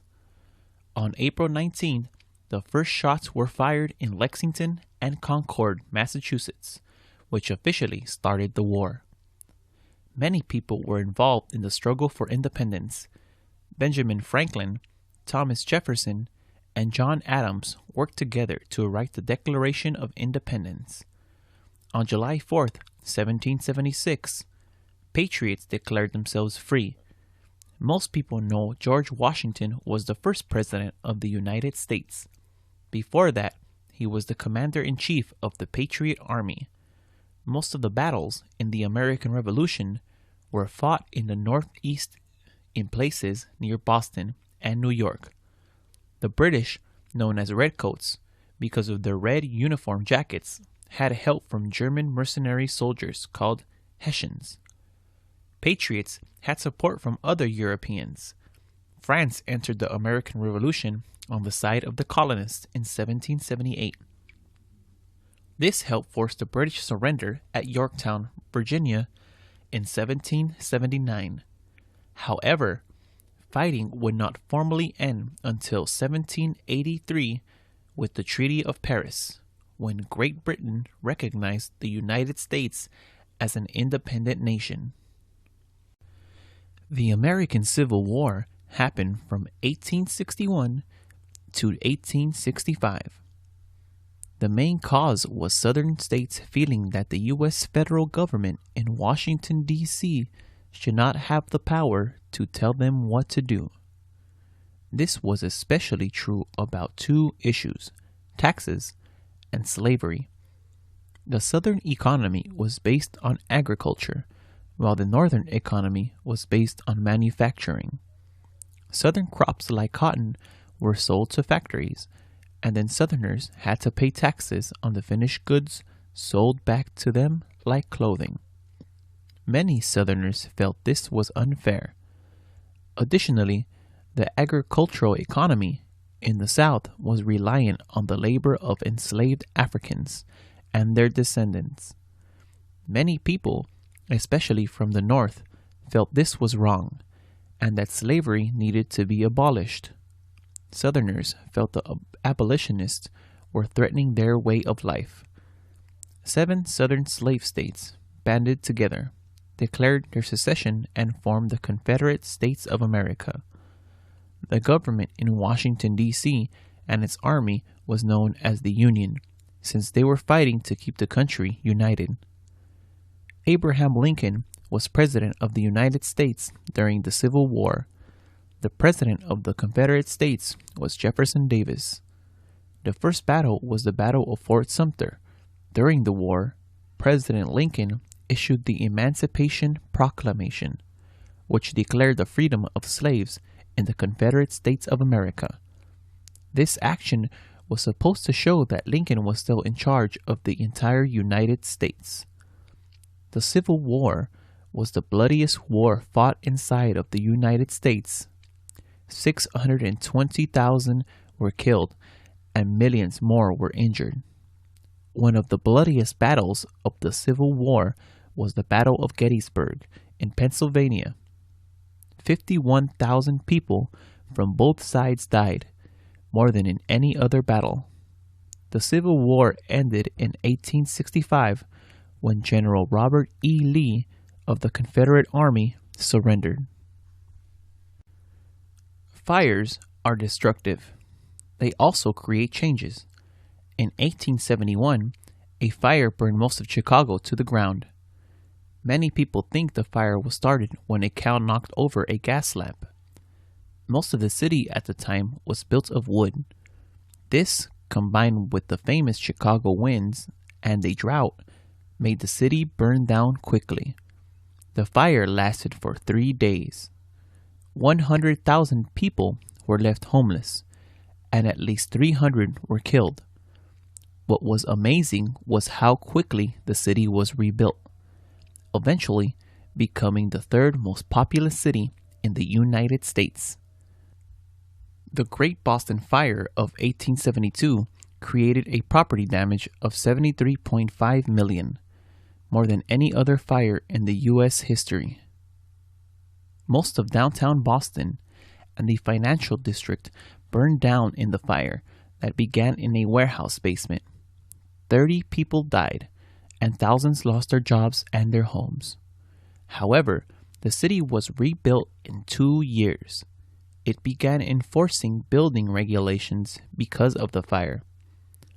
The 1911 Triangle Shirtwaist Factory fire in New York City caused the 4th highest loss of life from an industrial accident in the U.S. history. 123 women and 23 men, all garment workers and mostly poor immigrants, died from the fire, smoke inhalation, or falling or jumping to their deaths. Child labor was not uncommon.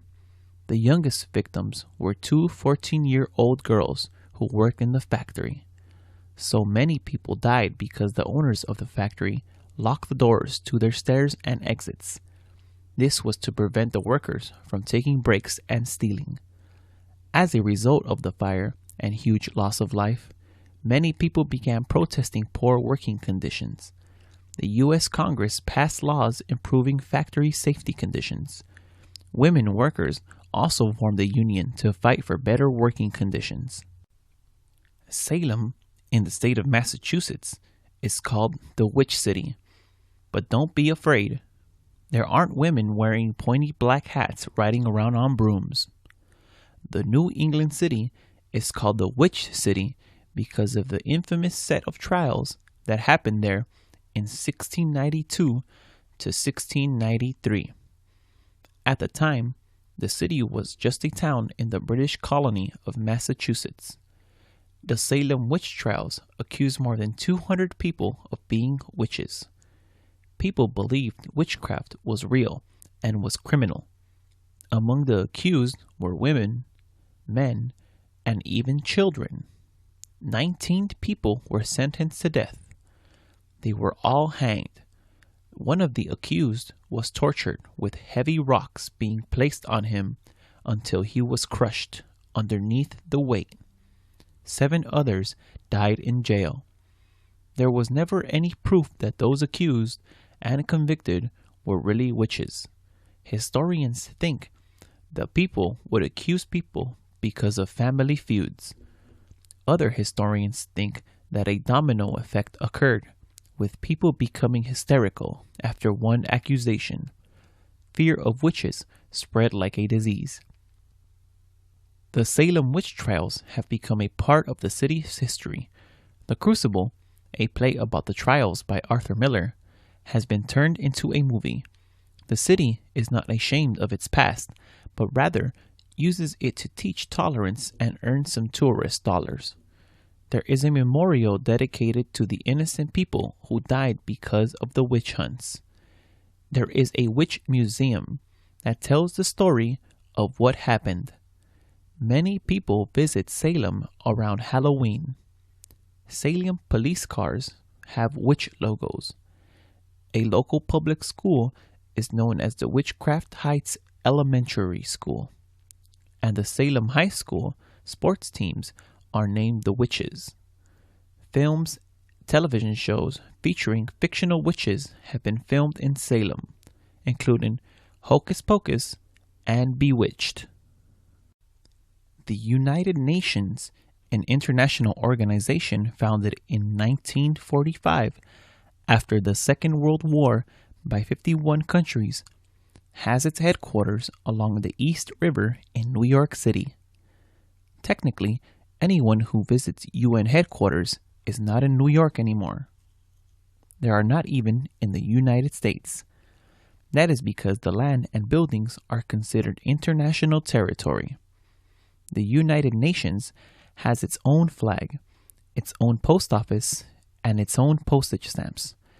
There is no need to change currency. However, the UN uses the US dollar.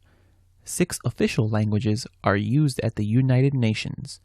They are Arabic, Chinese, English, French, Russian, and Spanish. UN rules override the laws of New York City. This does not mean that people can commit crimes there and get away with it. There is no immunity to those who commit crimes there. The property where the United Nations now sits used to belong to a slaughterhouse. The current buildings were completed in 1952.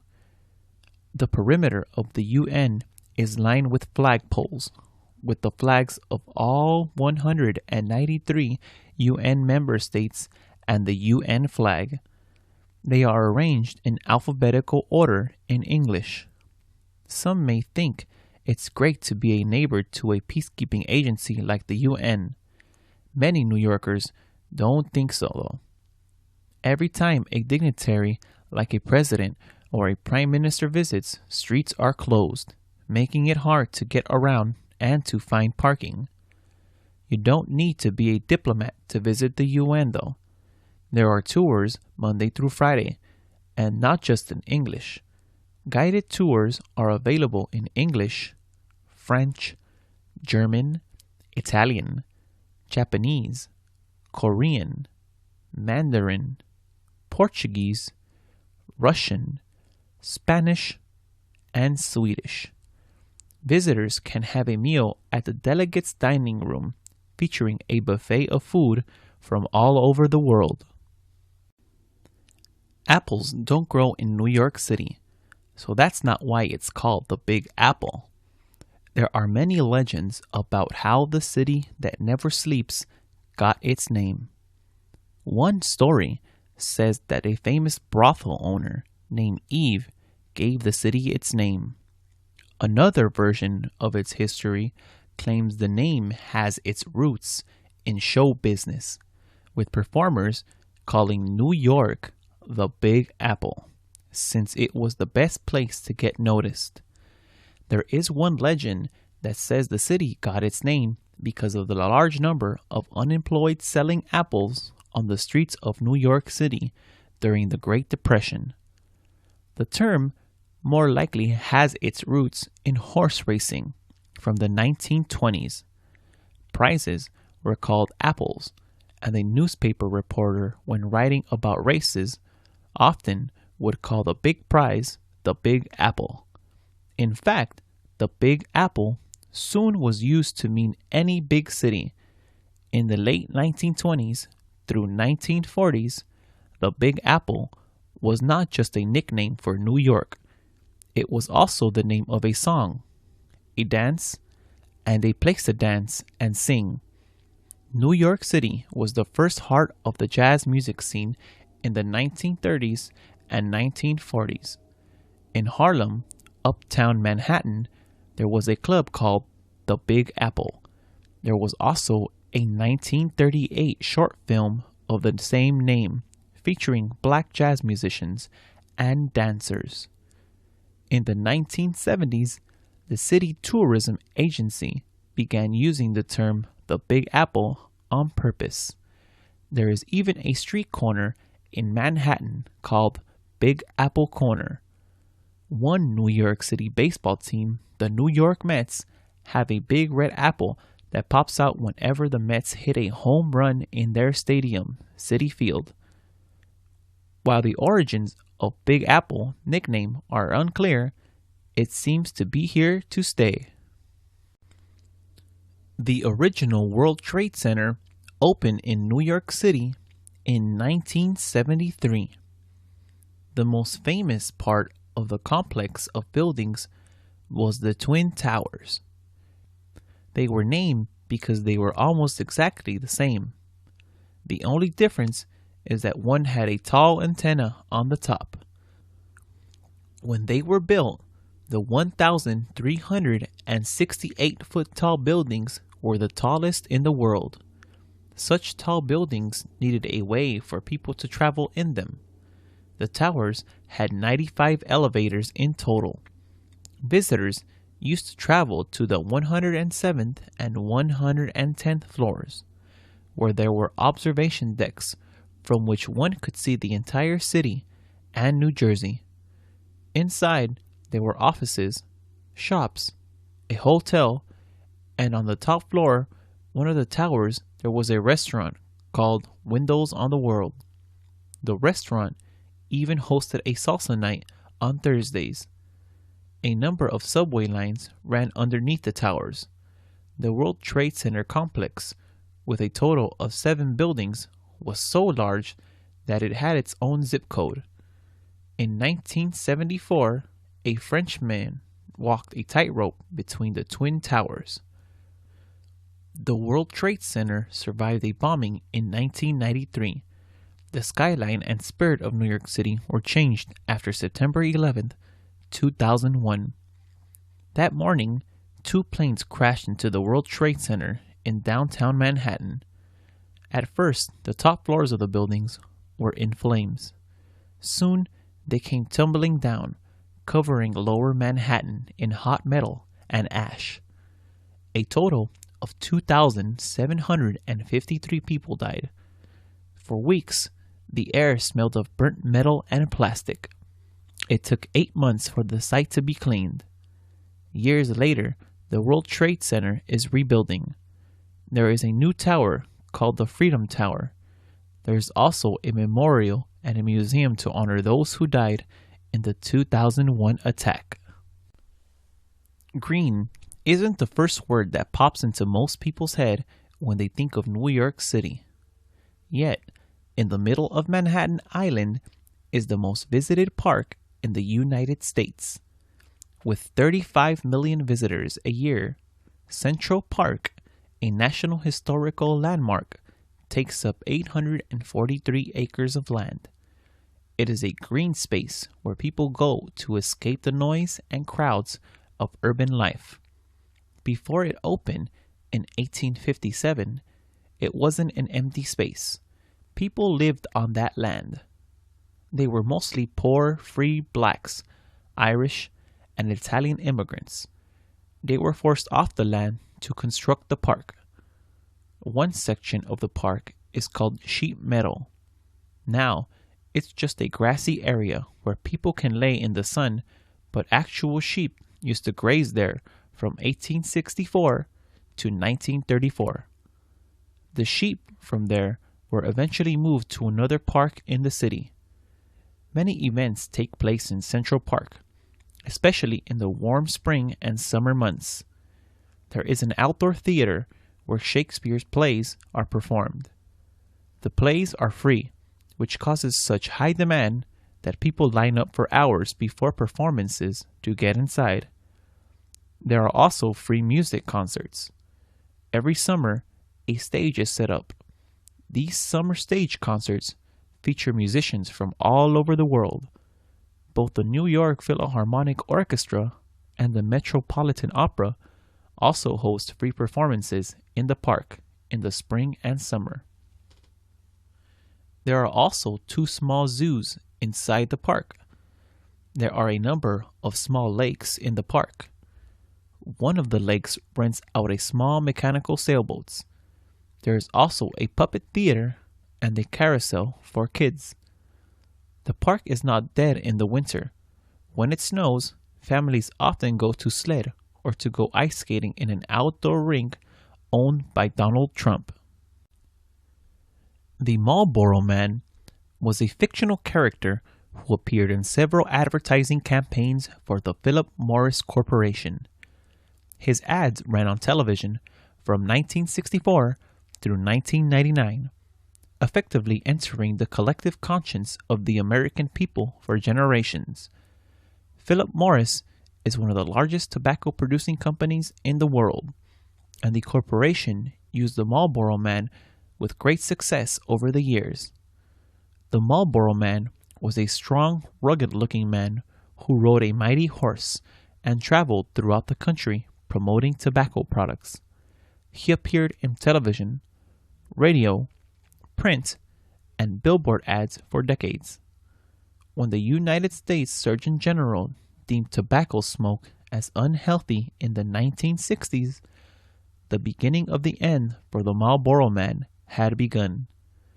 The Surgeon General began an anti-smoking campaign by requiring all cigarette companies to place its warning label on each package sold in the country.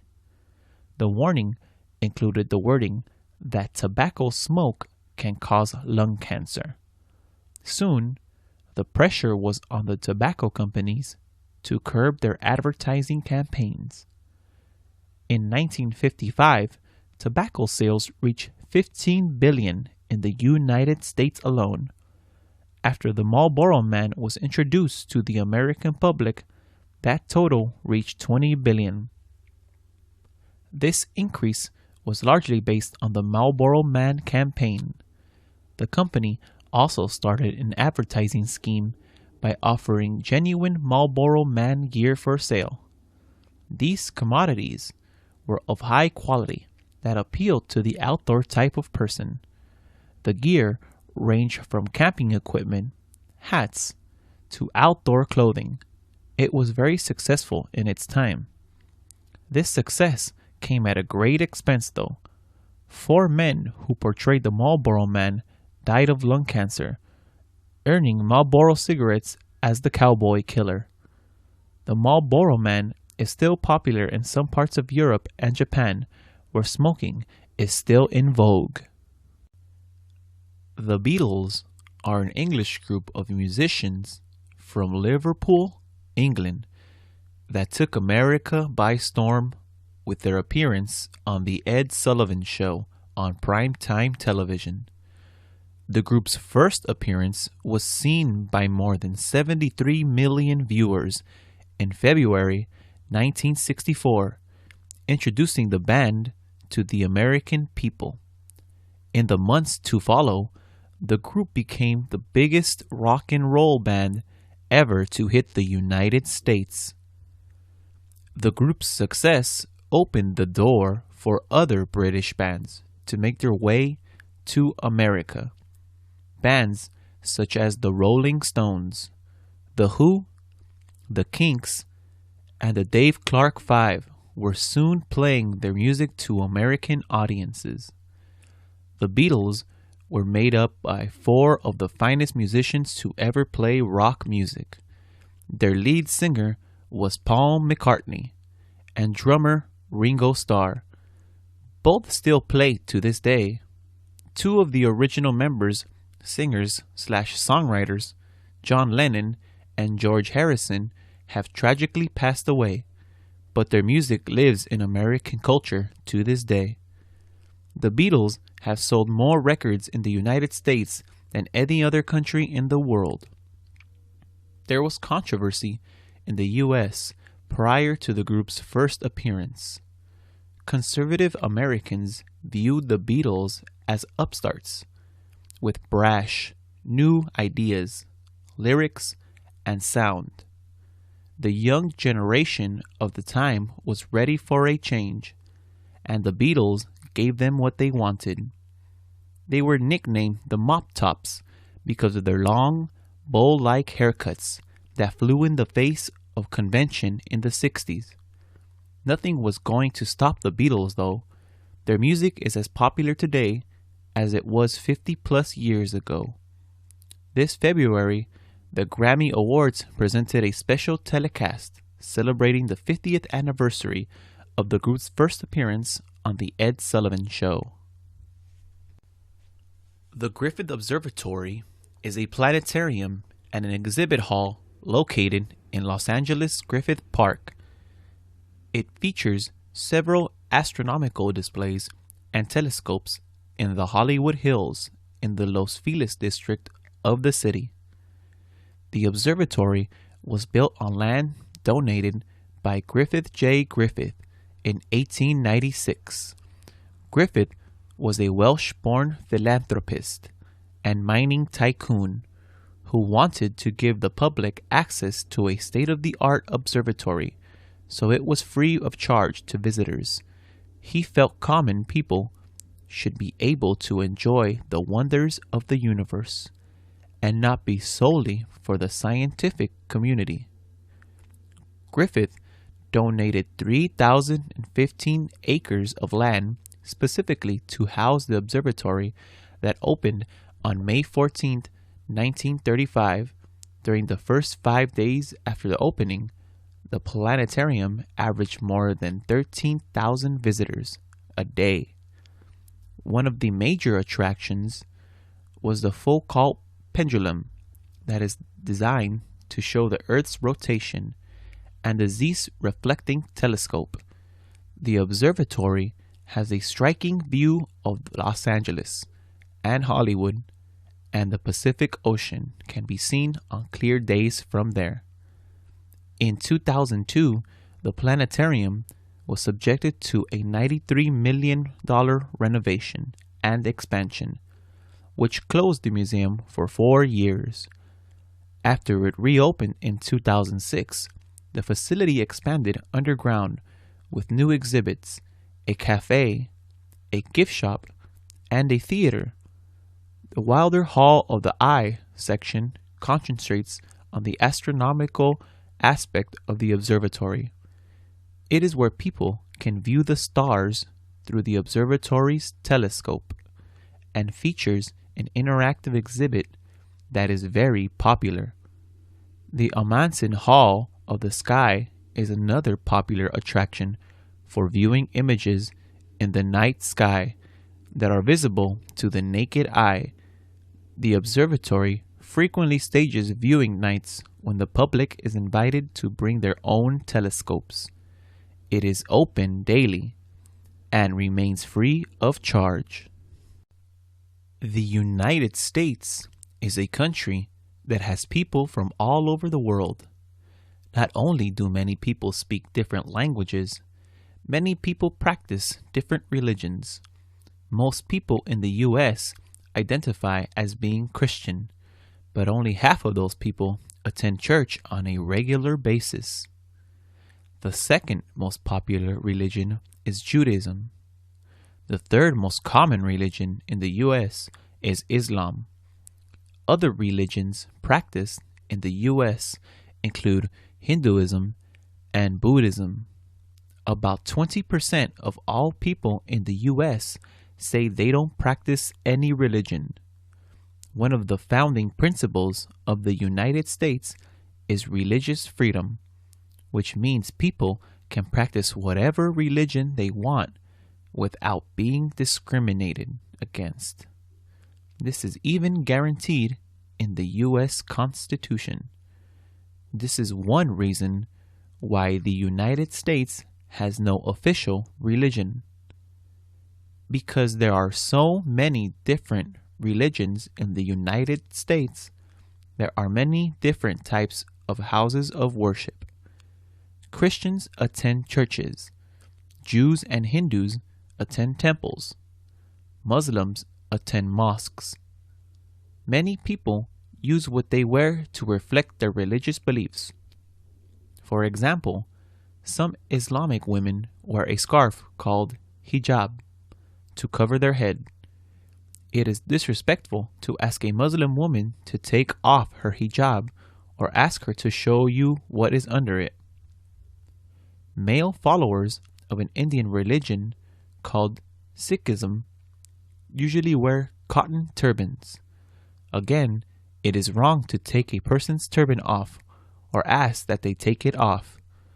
Male followers of Hasidism, a branch of Judaism, have long curls on the side of their heads.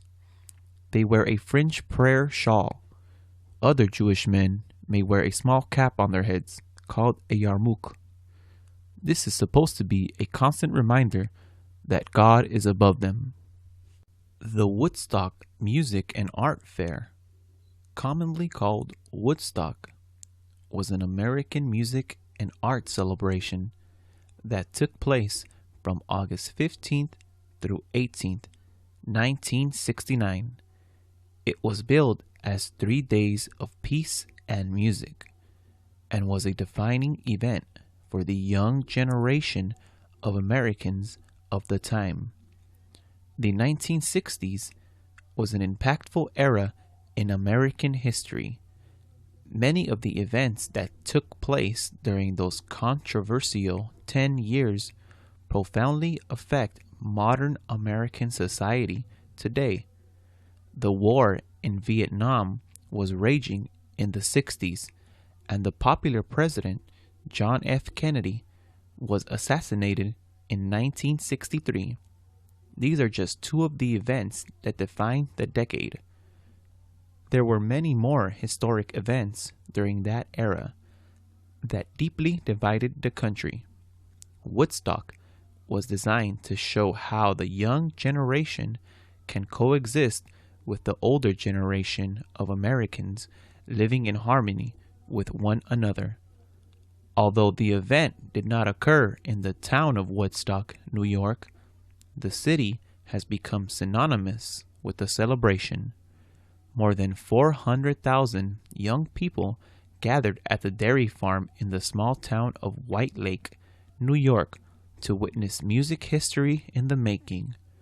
Rolling Stone magazine listed the event as one of the 50 moments that changed the history of rock and roll. Some of the biggest names in rock history performed at the 3-day event, including The Who, The Grateful Dead, Janis Joplin, Jefferson Airplane, and the late Jimi Hendrix. In all, 32 acts performed at the outdoor festival, and it was free charge to all. 2 soundtracks were released in the following 2 years. Both albums featured the live performances with introductions. The documentary film Woodstock was released in 1970 and received an Oscar in the Academy Award for Feature Documentary category. It was also deemed a culturally significant by the United States Library of Congress. The United States Department of Veteran Affairs, more commonly known as the Veterans Administration, is an organization dedicated to provide services for all veterans of the U.S. military. It was formed in July 1930 and today employs approximately 280,000 people at hundreds of its offices throughout the U.S. Its annual budget for the 2014 fiscal year is nearly $153 billion, making it one of the largest government agencies in existence today. The department is broken into three main subdivisions. It consists of Veterans Health Administration, the Veterans Benefits Administration, and the National Cemetery Administration. The VA Health Administration is responsible for providing veterans with all health care issues, while the Benefits Administration is designed to help veterans in areas such as guaranteed home loans, insurance vocational rehabilitation, and educational benefits. The National Cemetery Administration provides burial and memorial benefits and is entrusted with the maintenance of the VA's cemeteries. The VA has served U.S. veterans from several wars, beginning with survivors of World War I. It has continued the tradition of serving former military members by providing services for those veterans who need help readjusting to civilian life. Many of these veterans, especially those who saw combat during their time in the military, are in need of basic medical services for wounds suffered in conflicts. This was the original concept for the creation of the VA. Since that time, the VA has expanded greatly and now provides additional services such as educational benefits and home buying assistance. It also helps those veterans who had become homeless after their service to their country ended. There are approximately 30 million military veterans living in the U.S. today. That number represents nearly 10% of the population of the country today. One of the most impactful television series ever to run on American TV was Married with Children. The show aired on the Fox channel for 11 years, and many believe it was responsible for keeping the news station alive during the early years. In 1987, commercial TV in the United States was dominated by the Big Three: the American Broadcasting Company, ABC, the National Broadcasting Company, NBC, and the Columbia Broadcasting Company, CBS. When the Fox channel appeared on the scene, few people gave it much chance to survive in the face of its stiff competition, but Married with Children changed all that. The show followed the exploits of a dysfunctional family that lived in a fictional suburb of Chicago. The main character was the father, Al Bundy, who was a lovable loser living with his self-centered wife and bratty kids. Together, the family makes Al's life miserable as he stumbles and fumbles his way through life. Al works as a shoe salesman that pays very little and has little chance of promotion. Al is an endearing character who gained the adoration of the American public for many years. The actor Ed O'Neill, who played Al, said that people still approach him to this day calling him Al or Mr. Bundy. O'Neill also said that playing the character for so many years made it difficult for him to find work once the series ended because people associated him with Al. One of the things that made the show so popular is that no subject was off limits to the writers. It was a controversial show that dealt with controversial subjects. Many people boycotted the show because of its racy content, but Fox continued on. The show has cultivated a cult-like following that began in the 80s and continues today. One of the most recent social changes taking place in the United States and in the world is social networking. Social networking in itself is not a new development. These types of groups have been in existence for at least 150 years, and probably longer than that. In the times before the invention of the personal computer and the advent of the World Wide Web, social networking was done in person. People who had similar likes and interests would gather together to share experiences, make new contacts, and promote themselves or their businesses. On the internet, social networking websites made their first appearance during the late 1990s. The first major social networking website in the United States was MySpace.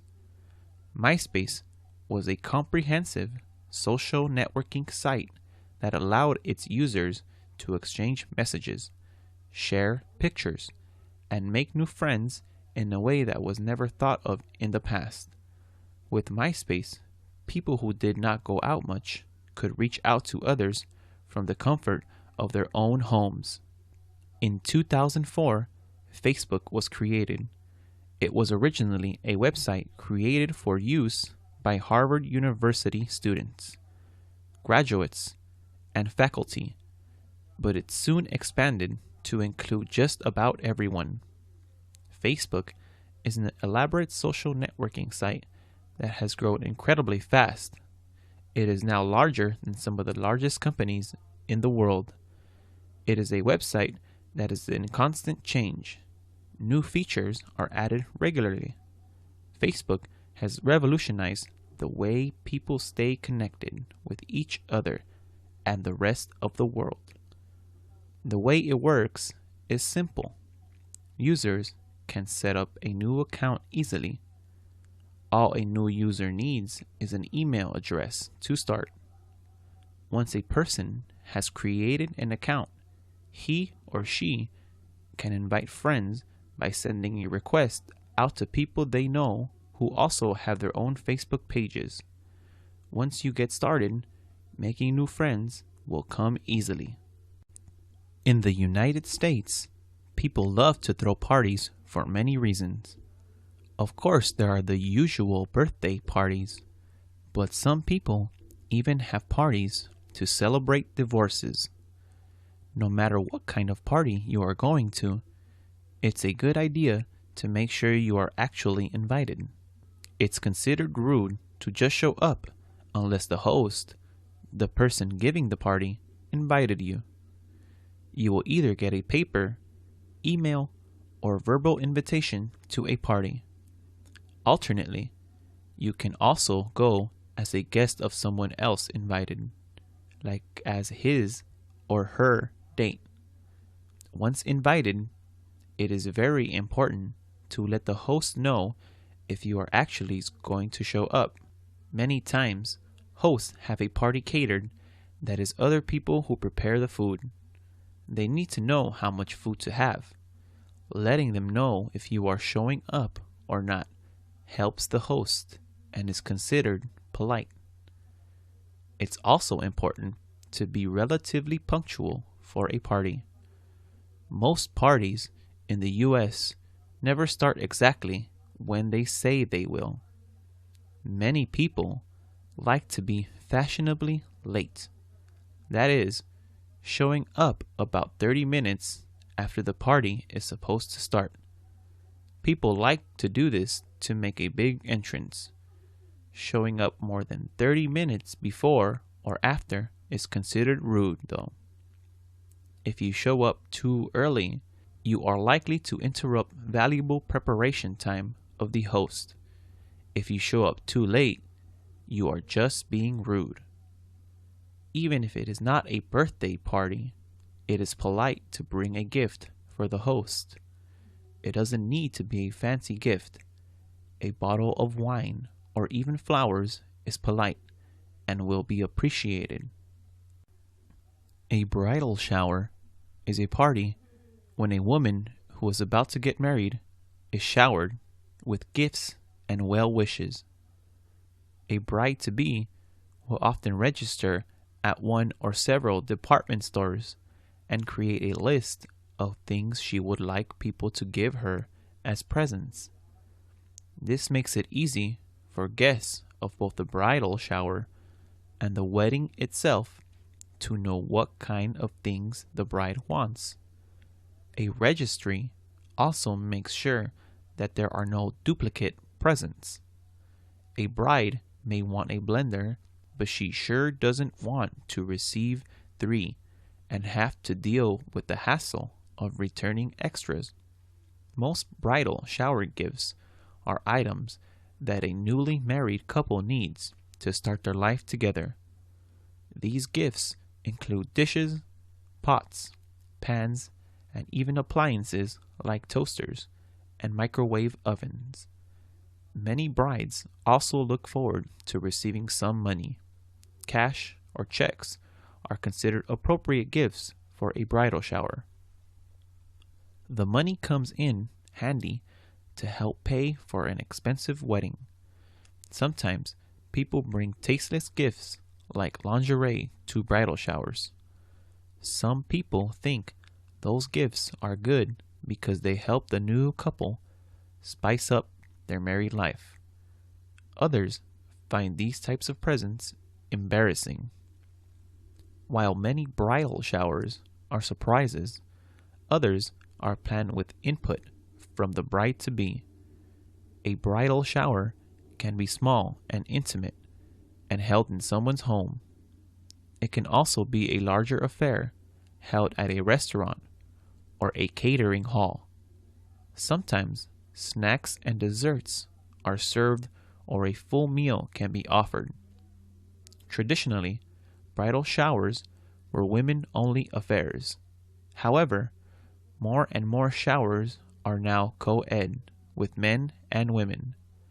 Traditionally, men are not invited to bridal showers, but now more showers include men and the groom-to-be. Like many parties in the U.S., there would be no dancing at the bridal shower, just eating and people chatting. Some bridal showers even have games. While many women are involved in planning their bridal showers, a baby shower usually comes as a complete surprise. A baby shower is a party where a pregnant woman is showered with gifts and good wishes. A baby shower is usually given by a close female friend or relative of the mother-to-be. Sometimes, co-workers of a pregnant person will also throw a baby shower. The baby shower is usually given when the mother-to-be is between 6 and 9 months pregnant. Sometimes, though, because predicting the due date of a baby isn't always exact, a baby shower can happen after the baby is born. A baby shower can be held in someone's home or outside, like in a restaurant or a catering hall. Traditionally, only women are invited to a baby shower. However, more and more baby showers are also including the father-to-be. Like with a bridal shower, a mother-to-be will often register a wish list of things she wants at one or several stores. This list usually consists of things the mother wants for her baby, including clothes, diapers, and even furniture like high chairs and cribs. This way, friends and family members can go to the store and buy something from the list. Registering helps make sure that there aren't repeat items like 30 bottles when a new mom only needed 15. Some baby showers also feature a paper mache wishing well. This is not just for decoration. People can put cards inside with wishes for the new baby and mom. Most of these cards also contain money or gift cards to help the mom-to-be buy whatever else she needs for the baby. Sometimes there are games at a baby shower. In one game, everyone guesses the due date of the baby. Another game has people taste baby food and guess the flavor.